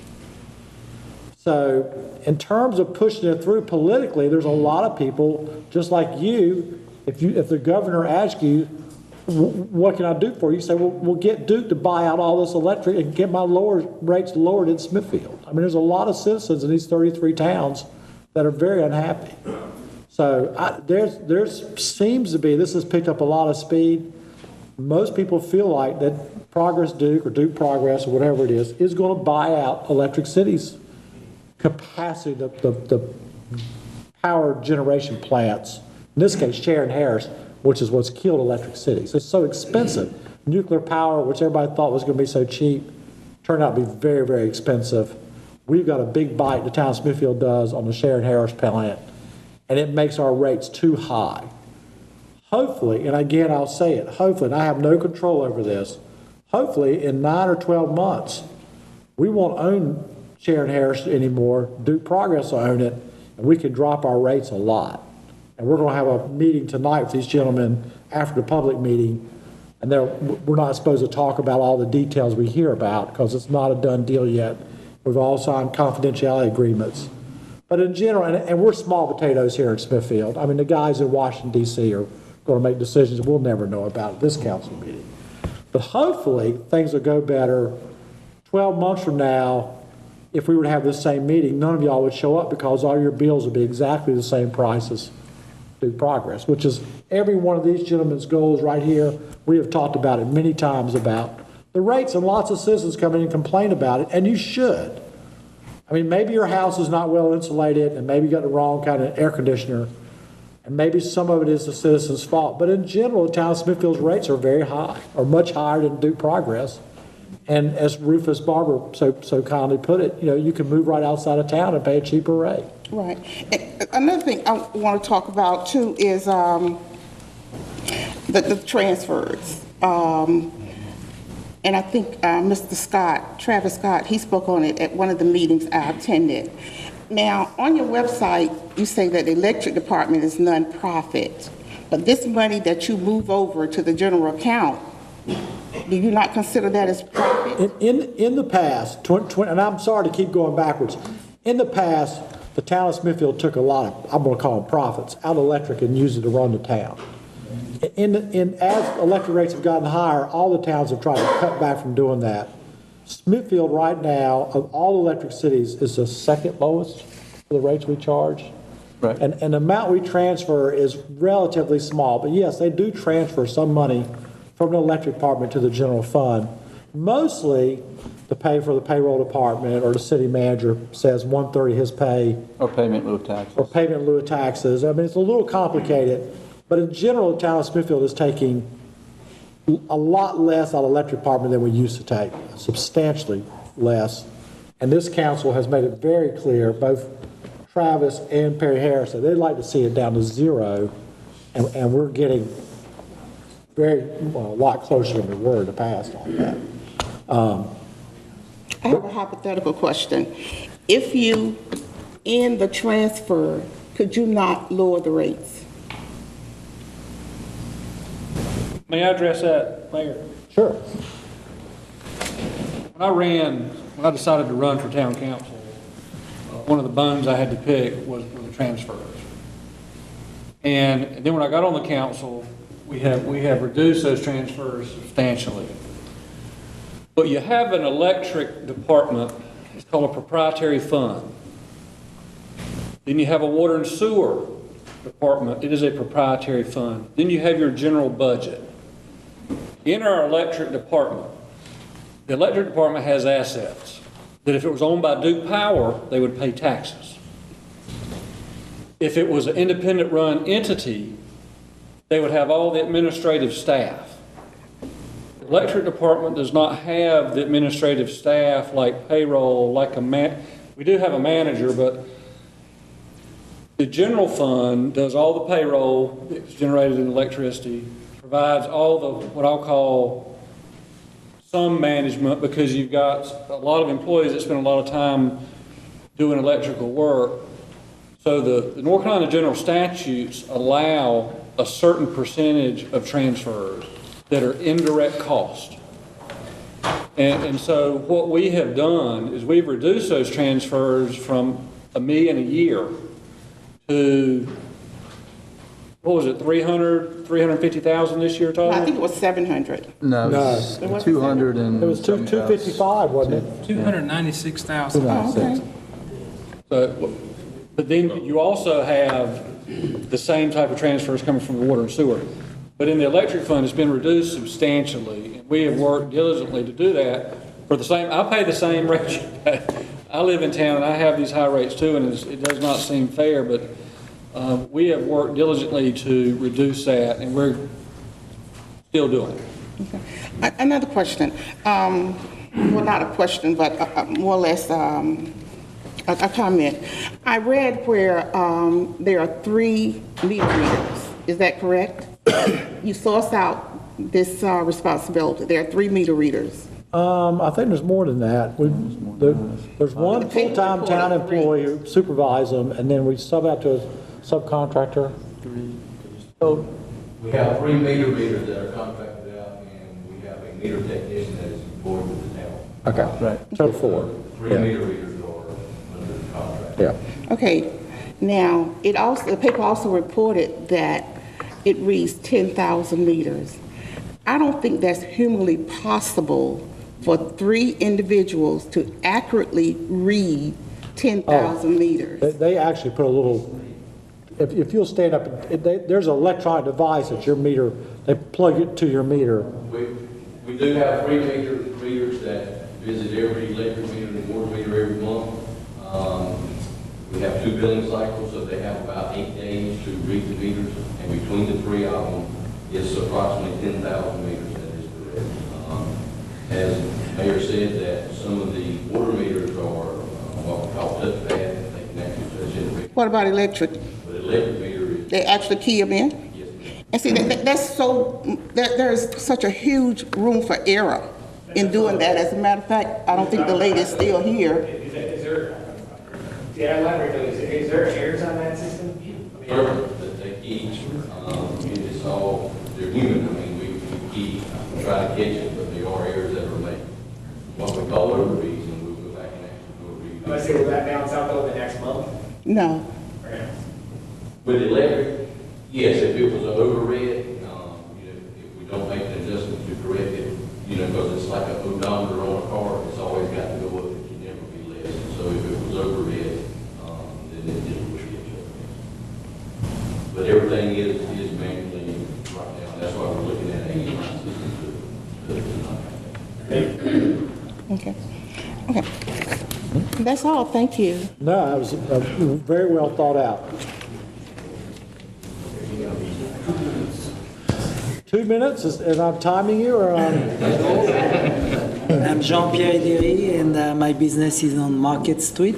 I have a quick question because I have to turn off my water heater to sell my 12 bucks. Thank you for the tip. My question is, I'm not going to talk about those little things about saving couple bucks and stuff like that, but you said you're going to make a deal to sell asset to Progress Energy or the power plants. How are we going to be assured we're going to have a good deal this time and not to have our kids pay for a bad deal again? Who's going to make the deal? You guys or? Unfortunately, Electric Cities is representing the town of Smithfield, or fortunately. Well, and what about the people being involved on that deal? Because we pay for the boo-boos, so we should be involved. But once the deal is gets to the regulatory agency, you can take place in that regulatory input as much as you care to. Actually. I know, but I heard they cannot talk about whatever in front of us. It'll roll. It's like a lot of things. We the people, Well, I understand that, but there's a process, and there's these regulatory. I know you have a process, but we are all that's here the whole. because That's the whole. That is one of the reasons we're having this tonight. I know, and we don't want to have that same thing like 20 years from now. I have maybe my girls in my place, and maybe your kids be here, and we have the same thing. When it's very simple to make a good deal for everybody. I don't think you need to be a genius to add numbers and make sense. That gentleman, I don't know those numbers, but about billions of this, billion of that. For what? We paying for that. It's 7 years I'm here, and my electric bill is not that huge. But I'm paying more than I should pay, like everybody here. And another thing, a lot of people didn't know about that meeting tonight. So I talked to somebody, and they have no clue we have a meeting about the electric bill. So that's another lack of communication. And the people have to be involved because we're paying. We like it or not, we're still paying for somebody's mistake. By law, all our meetings are published. Shannon, where did you advertise the meeting? It was posted on the website. It was posted on the bulletin board. That's by law. It was sent out to the chamber. Chamber sent it out. We put it on all our social media. Well, I got mine. There was an article in the paper on Sunday. We publicized it every way we possibly could, much more than our regular meetings. But I'm just saying I talked to Mike Fleming, and I say, you come in, he said, I didn't know. he didn't know. But I sent him an email. Yeah. I sent him a picture of it, and I found out by accident. Mr. Pierre, we also asked that it be, Read the paper. we also asked that it be recorded so others could view it, so hopefully that's in place. well, that's all I have to say. Thank you. I have the same concerns you do. That's why this process is very critical, because I don't want to make a mistake that 20 years we regret. Well, I know, but you know, everybody here knows there is a problem. And why it takes so long to try to fix it when it should be fixed right away? Somebody signed a bad deal, this deal should be fixed. You know, there is no contract you can hold when there is not two parties who agreed. And I'm not a lawyer, but I never see somebody hold a deal like that when everybody knows it's a bad deal.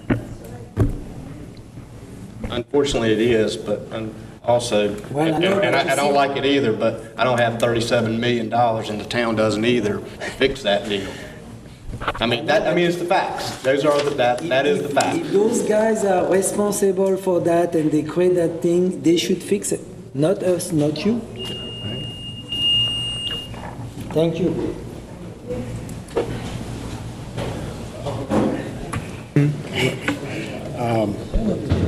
My name is Elder James Gathers. I'm from representing Shiloh Christian Church, which is a commercial property.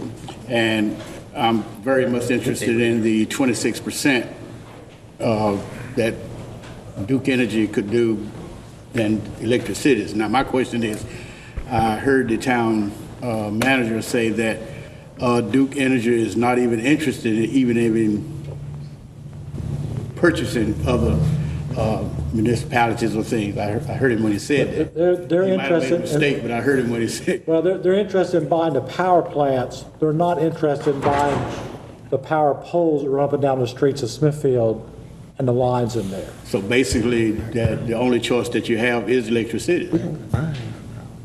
Well, the town of Smithfield actually owns the electric lines and poles, and our employees work on the lines. And just as an example, Fayetteville has their own power poles and lines, but they never join in buying into the power plants. You got two things. Basically, you're saying that the only electric power you're going to have is through them. That's correct. We'll have to have a wholesale contract rate as part of this. Then what's the purpose of this? Well, that's a good question, and several of us have had the same conversation. What's the point of owning just the lines if you're not? Because nothing is, the only way things are going to change is the fact that they have to reduce. And if they don't reduce, it's only going to go higher from some things that I saw with the grip and all that stuff. It's got to go higher. So my point is the fact that if you're spending $22 million a year to them, I'm wondering what are the town of Smithfield profiting if everybody's concerned about giving back to the customers? The town, if we, and this is just hypothetical, I'm not saying it's going to happen, the town just ends up owning the electric lines and not the plants. We can buy the power at a wholesale rate and redistribute it and hopefully do it and sell at the same price as Progress Energy and have something left over for the town. So That's what Fayetteville has done for 40 years. That's what you're saying, that in the next 8 to 9 months. And hopefully, there's a lot of stuff going on, and as just like Jean-Pierre, the French gentleman just said, you know, someone made a bad decision 30 years ago or 35 years ago when Smithfield signed up for electric cities. And to unwind it is not going to happen in 2 or 3 weeks. It's going to be a lot of work, and there's a lot of uncertainty. I don't know what's going to happen. But it's been 32 years is up this year, right? No, we got a long time left on the bonds. 82. It was in However long was it? 1982. 32 is 2014. My math is wrong, but my thoughts are right. We still owe a lot of money on those bonds. Yeah, you owe about $9 million on the bond. So if you owe $9 million on the bond and you're spending $22 million a year for that, it seems like to me, just go ahead. The $22 million is not just the money given to them for computer services. That's $16 million of just raw power costs that goes right through them. Yeah, but you only owe $9 million to get out of it. Why you just don't pay? We don't owe $9 million, we owe $37.5 million. 37.5? Yes. But here's the reality of this. you know, I struggle with this, I'll be honest with you. When I got on the council, we were transferring $1 million a year out of the general fund. And I was somewhat appalled to find out that some of our fellow cities transfer a whole lot more than that. But I have this pie in the sky vision that we'll have a revenue neutral electric department, which means in my eyes, we would only charge our customers what we have to charge to operate the electric department. That hasn't happened yet. Leo Daugherty tried to force that issue statewide, and he got slammed, and it became a law of Johnston County. So the town reduced it down to $600 and something thousand, and just this year we reduced it another $150,000. So it has come down, but the reality here is real simple. If we don't opt to do something here and go along with this, we're going to owe money possibly forever. I don't know. They say not. They say 2024, 2028 will be out of it. But the reality of it is there's not a big choice here. And that's the reality. The one thing we can try to do and hope and pray that when this does happen, our rates will go down. Will they be as cheap as Duke Progress? No one here has a clue. I can tell you that. Mr. Harris, but the key to everything is when you're dealing with people and you're dealing with customers, the main important thing about it, to have the support from the customers, is to be honest with them. So what it boils down to, the customers is feeling like, well, somebody's not telling us everything that we need to know. And naturally, when you're dealing with the town council, there are some things you can't tell. Let me or don't know. To that particular time. So let me say this. The thing is trust.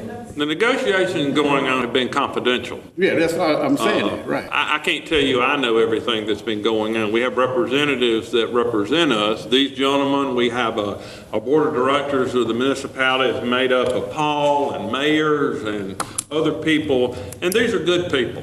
I mean, they're not trying to stick it to us. We probably feel like that sometimes, but they're not. But when you got a lady with a light bill, $800 and something, and she comes to a meeting, she wants to hear more than just, we're going to send somebody to look at it. And you know what? She wants to hear somebody say, well, you know we're going to help you on that light bill. I'd like to tell her more that, and you don't want to know how much my light bill is. No, I don't. I'd be embarrassed to tell you.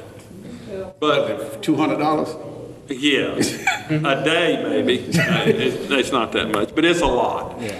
But the reality is we're trying really hard, and we're working and trying to do everything we can to find out how low we can get these electric rates. And we've made some efforts. We have reduced the electric rate on residential twice. 2.5% one year when I was on the council, another 2.5%. I think it's about 5% we reduced it. We have reduced the electric rate.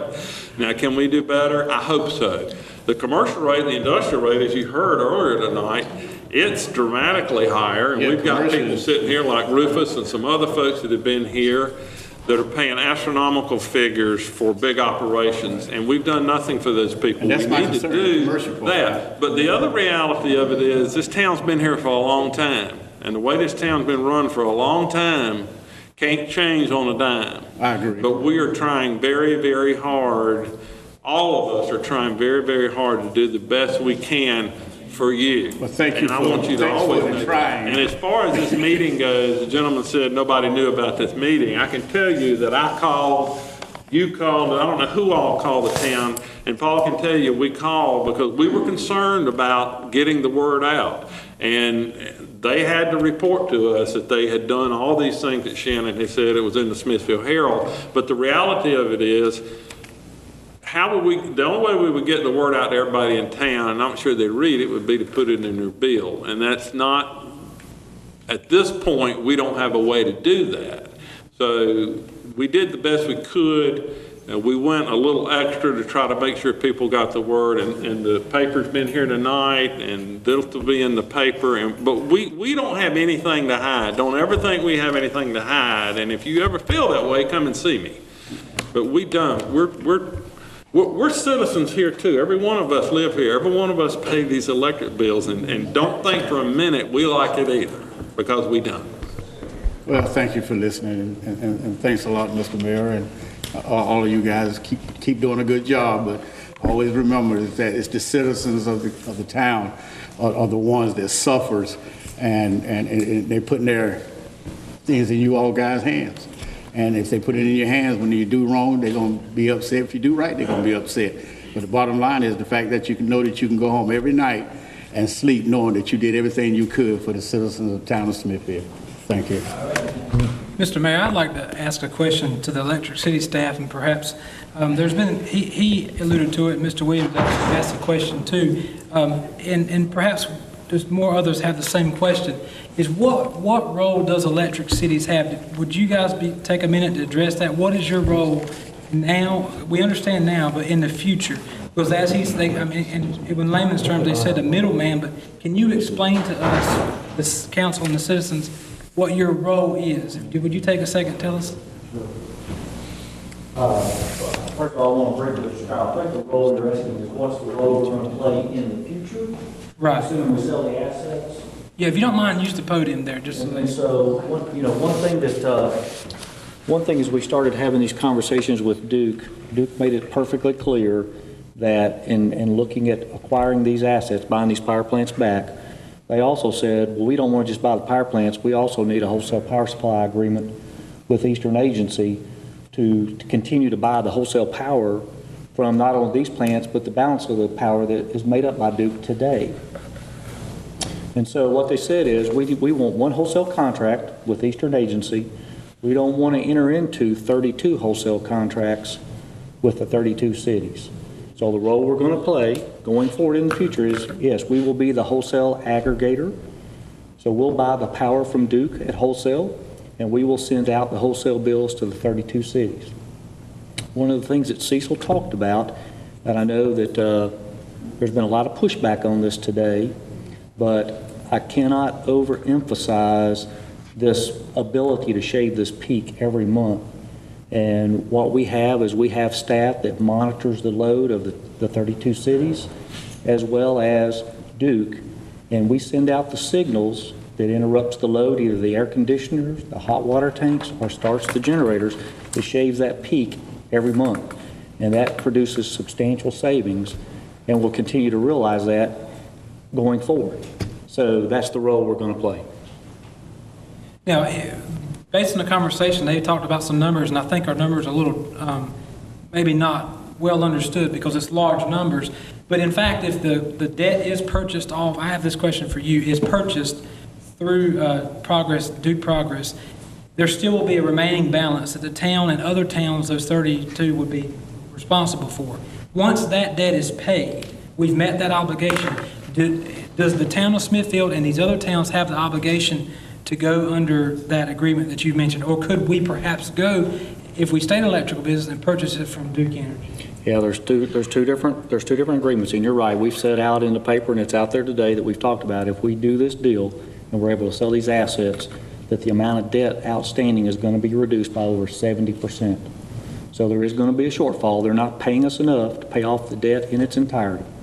So we're going to have to spread that debt out and recover that debt over some period of time to finish paying off the balance of that debt. But it's going to go down by over 70%. Okay?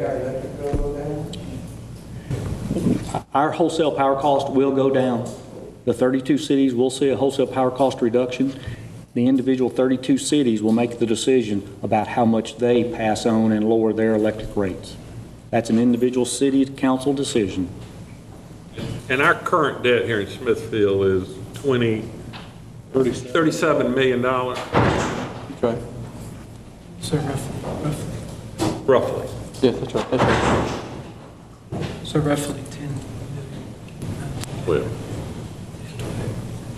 Thank you. Yes, sir. Well, and I'll say too that Electric Cities has a website that's pretty interesting to try to learn what Electric Cities does and learn about this debt and some of this stuff. So you have access to the internet or computer. If we stay here longer, we'll run them all out of here. They're all about left. All right, thank you very much. Sir, thank you. Next member from the public, please. I won't keep anybody that long. I'm sorry. I gotta go babysitter. I'm about to eat my arm off. If I get any thinner here, we're gonna be in trouble.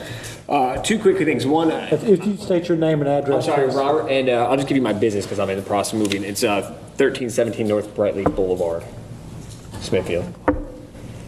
Three things actually. One, I don't know about how you guys got your thing about the Progress Energy Duke cutoff, but I lose more power at our business than I do at our home.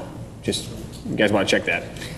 Two, as a small business, and I know we had the guy that had a 60,000 power bill or a month. I'm sorry, I can't compete with that either, and a 5,000 for more residents. Mine really thing is the demand fee as a small business, and I've already heard 46%. I think it was is that we overpay.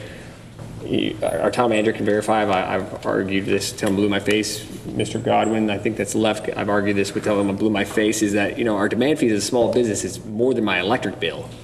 So, for example, if my electric bill is $150, my demand fee is $180. That's more than 46%. And we've done everything in our power to cut ourselves as a business, and we've reduced our everything. We've gone from T12s to T9s. In our business, we are a pet grooming facility. So I also have to keep what is your business again? Pet grooming. We own Paws and Claws. Yeah. Mm-hmm. And obviously, we have to compete with PetSmart and everything else like that, and provide stuff at a reasonable rate. And we are underpriced to give we are actually the lowest priced, so that we can give our members of our community the best price. But the demand fees are really, we're at one point looking at buying the old Deacon Jones building. Unfortunately, the owner backed out on us 2 weeks prior to closing, and we were in front of you guys before with that. But now we are looking at expanding again, but we are not looking to expand inside Smithfield because, to run a much bigger operations, I'm sorry, I don't have that money for a generator. We're a small business. We're a pet care facility. We're not an industry. I mean, at the end of the day, it's more than 46%. I know, I see it. And I'm also a Progress Energy customer. And if you look at my rates for just electricity at 1,100 kilowatts, 1,100, I'm charged over $300. My house runs $1,700 and runs $160. That's more than double. Is that included the basic charge? That's the demand fee. And for example, on this bill here, on 1102, the bill was $142, demand fee $158. On the next one, 1300, bill was $170.17 for the power, $189.99 for the demand. We don't run anything. You can't put heat on a dog. Dogs cool themselves between their feet and their mouth. You can't put a heat on it. So I know he asked me if we had heat dryers. You can't put heat on a dog. We do have a fan, but that doesn't draw electricity. For towels, we actually hang all our towels. My staff probably hates me because we actually hang all of our towels. Secondly, they really hate me during the winter and the summer because you walk in my business right now, it's at 76 degrees. They sweat. They hate me. And in the winter, we freeze at 66 degrees. And that's no joke. My wife will verify that because I have to hear from her. I'm like, but honey, the demand fee, that's ridiculous. I mean, and here, once again, we're looking at expanding our business, but not inside city limits because the fees are ridiculous. I mean, it's higher than 46%. I'm sitting here nodding my head. And then lastly is that it was brought up earlier about the demand fee. As a business, we are always on demand. I peak on a Saturday. We've just had this discussion as well. A Saturday. So as a business, we are 100% on the time peak. They take the highest 15-minute use of any given month and then times that by 10. That is our demand fee. That's a little ridiculous. On a Saturday, what businesses are really open? I appreciate it. That's all I have. I'm sorry, I get home with a babysitter, but is there any questions? Thank you for coming in. Thank you. I appreciate you guys. We love you guys.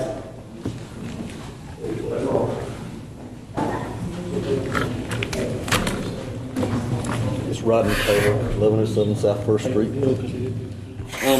I hate everybody's left, but I want to commend y'all, Mayor Lampy, Councilman. We're here. Mayor Daughtry, and all the people that worked so hard to bring this to be a reality. Y'all seem like you're very close to actually solving the situation, and I want to say thank you to every one of you. Thank you for working so hard on it. I do have a few questions. Mainly, the first one directed at Electric Cities itself. The more I've researched and the more I've looked into it, I'm confused. What I understand about Electric Cities is it was first originally conceived as a way for small towns to reduce their electrical costs. And over the time frame, it was supposed to be paid off in the year 2011, but at some point that was refinanced, and for a stretched out, it's because the interest rates went from double digit to single digit. But then the refinance part of it was out 30 years beyond that. And now instead of 2011 being paid off, we really don't know when it's going to be paid off. And I don't understand that. Maybe you can help me understand that. Yeah, yes, sir, please. Yeah, well, first of all, I'm not sure what dates. It's a newspaper article I was reading in the Beaufort Observer. It's when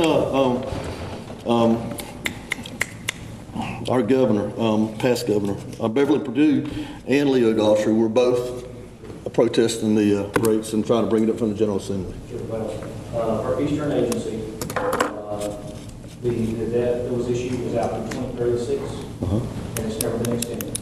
Yeah, I don't know. I'm just reading the article here. It was in the Beaufort Observer that says that it was out for 30 years, a 30-year bond, and it was supposed to be paid off by 2011, but then it was extended. Okay, I don't know. I mean, that's the only know what I read. And you're welcome to go on our website and actually see the debt schedule. You can see from the inception of when the debt was issued. You can see that the term of the debt's always been out to 2036. That has not changed. Well, what was the original debt and what is it now? How much have we paid off? It's over $3 billion at the height of the indebtedness. Now it's at $2 billion. $2 billion. So paid $1 billion off in 35, almost 40 years. Just like on your home mortgage, you put on $30 billion, and the first 2 years,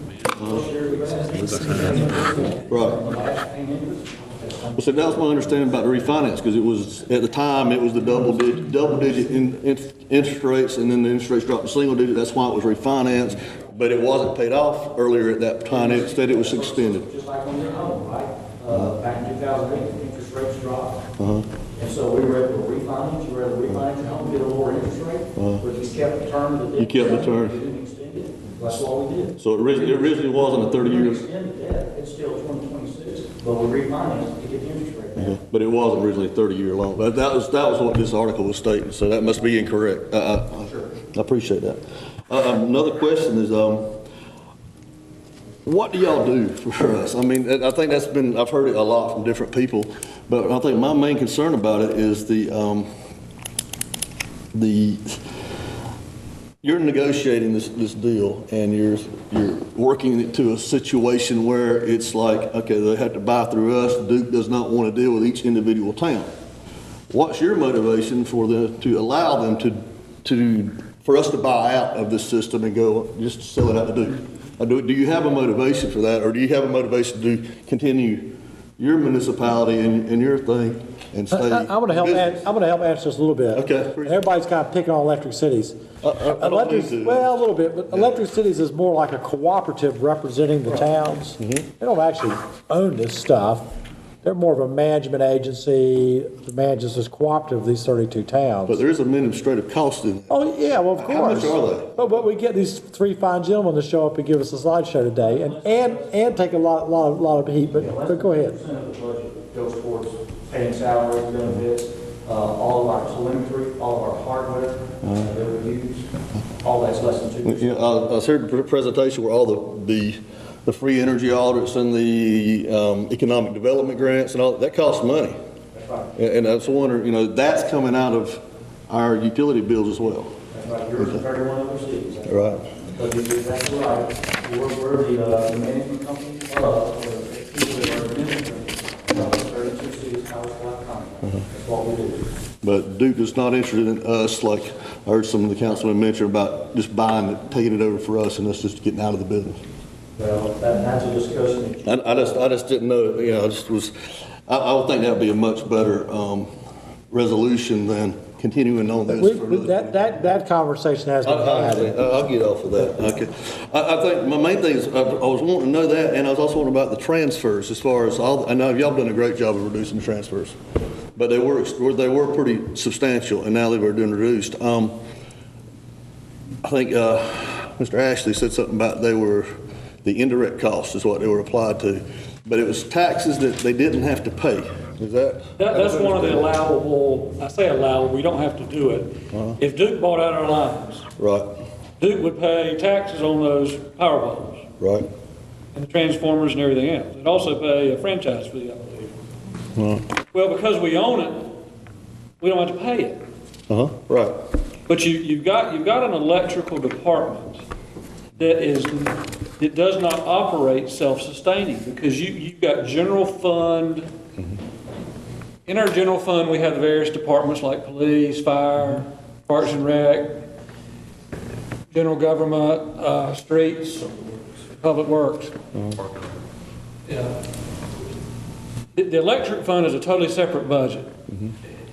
But there are a lot of expenses incurred on the general fund side that are for the electric fund. Right. And so the General Assembly allows you to pay a portion of those general fund revenues or expenses. You can transfer that money, since the money's being spent on the electric fund, Right. but it's being, are you following me? I am, I'm following. I'm just wondering what kind of expenses are we talking about that are coming out of general fund? I would think that it could be structured in a way where we. You got all the payroll, you got all the payrolls done, and Paul, you can elaborate on some of that. Yeah, I mean. But you're a county employee, it's just like, as a Smithfield taxpayer, I'm paying for a sheriff's department. Yes, sir. And a police department. Right. I think I ought to have some of my county money come back to me.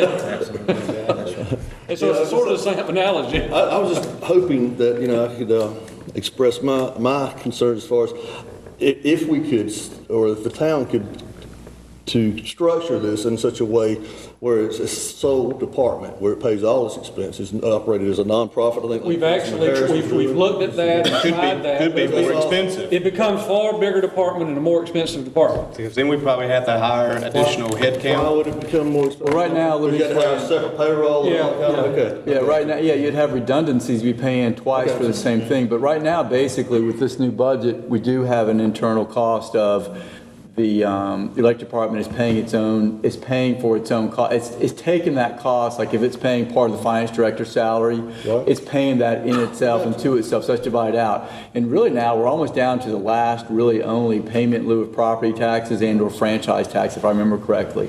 So that would be like, if they didn't pay that, they get police protection, they get fire protection.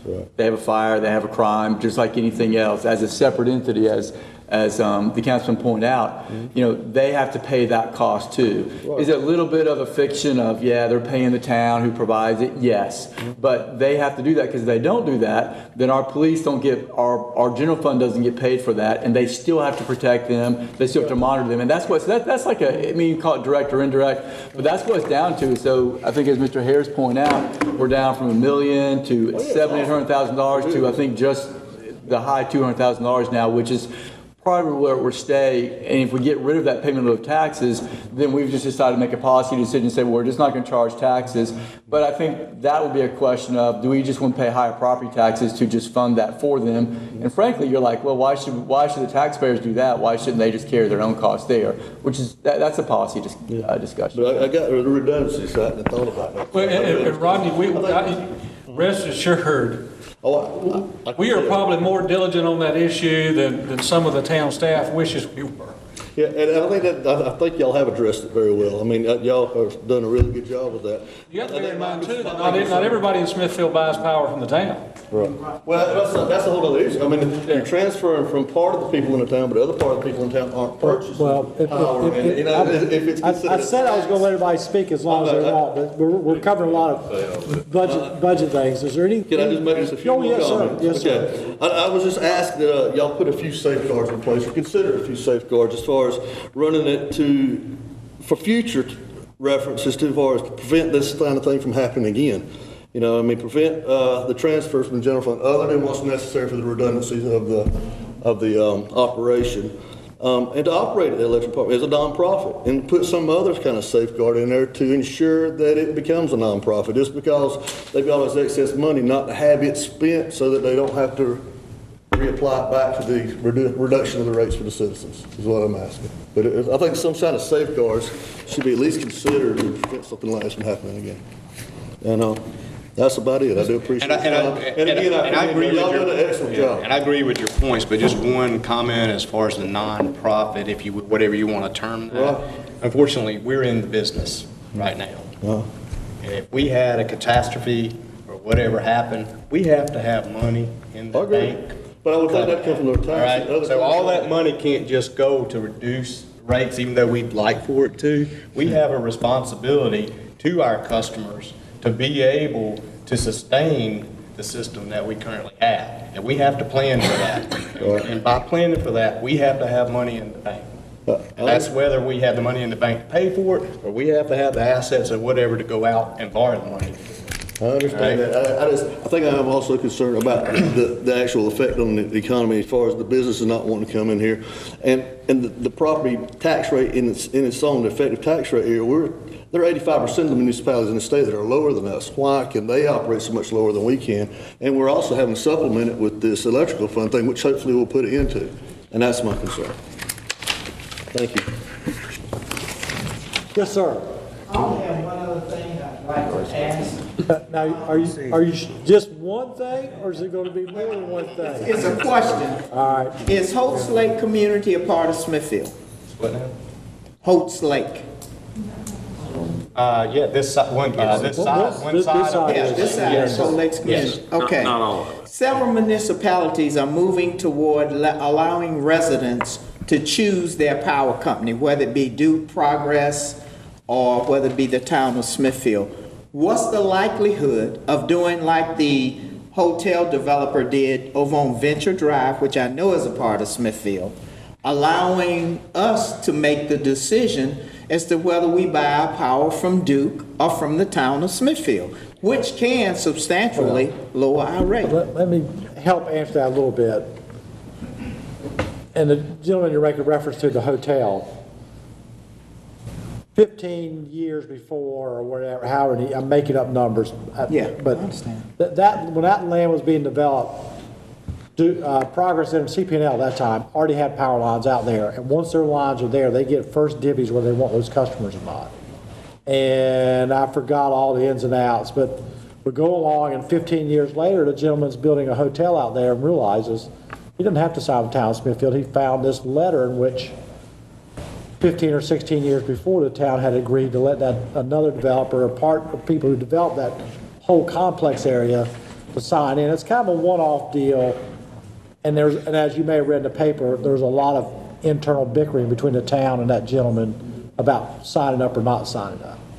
But in general, most citizens, even if we said they could sign up, Duke or Progress Energy is not running separate power poles to their house. So that's kind of a non-issue for 99.999% of the people. The hotels, it was a very rare instance that could happen in. So that's a long answer to a short question, but basically, no, I don't think people will have the opportunity to buy from somebody else. In reference to what he was saying about businesses, the same is applying to residents. It's getting very difficult, and especially in my side of the town, because of other things that have been done to it, to get people to want to come build in that area. Because one, the electric rate is up high. Two, we don't have natural gas. We're paying propane companies like crazy. And so the citizens, not just in my area, but the entire town right now, because of the economic strife that the country's in, they need things to go down as low as it can so we can attract businesses, attract residents, because I know you're well aware that Smithfield is becoming more of a rental community than it is a homeowners. And in order for you to make a community grow, you got to go back to homeowners. I agree. Not just renters. Excellent point. Is there anybody else in the audience who'd like to speak? Yes, sir, Mr. Mayor. I'd like to talk about making buttermilk pancakes. We'll filibuster the rest of the night. Tony Nixon, 8 Cedar Drive. I just had maybe one or two suggestions. I know we've talked about the rates and everyone's really concerned about how high the rates are. Have we considered the possibility of equal pay?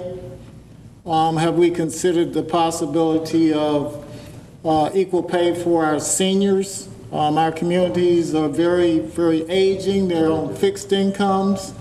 If it's possible to look at some type of structuring there in the residential classes. I think we already do it. We have that. Okay. Equal pay program. So it's something that we probably need to do a better job getting out. How about the seniors? They can do it too. I mean, yeah, I mean, it's a budget, what do we call it, budget? Budget billing, which is the same thing, kind of an average. Because I know a lot of folks, probably they're not aware of it. Okay.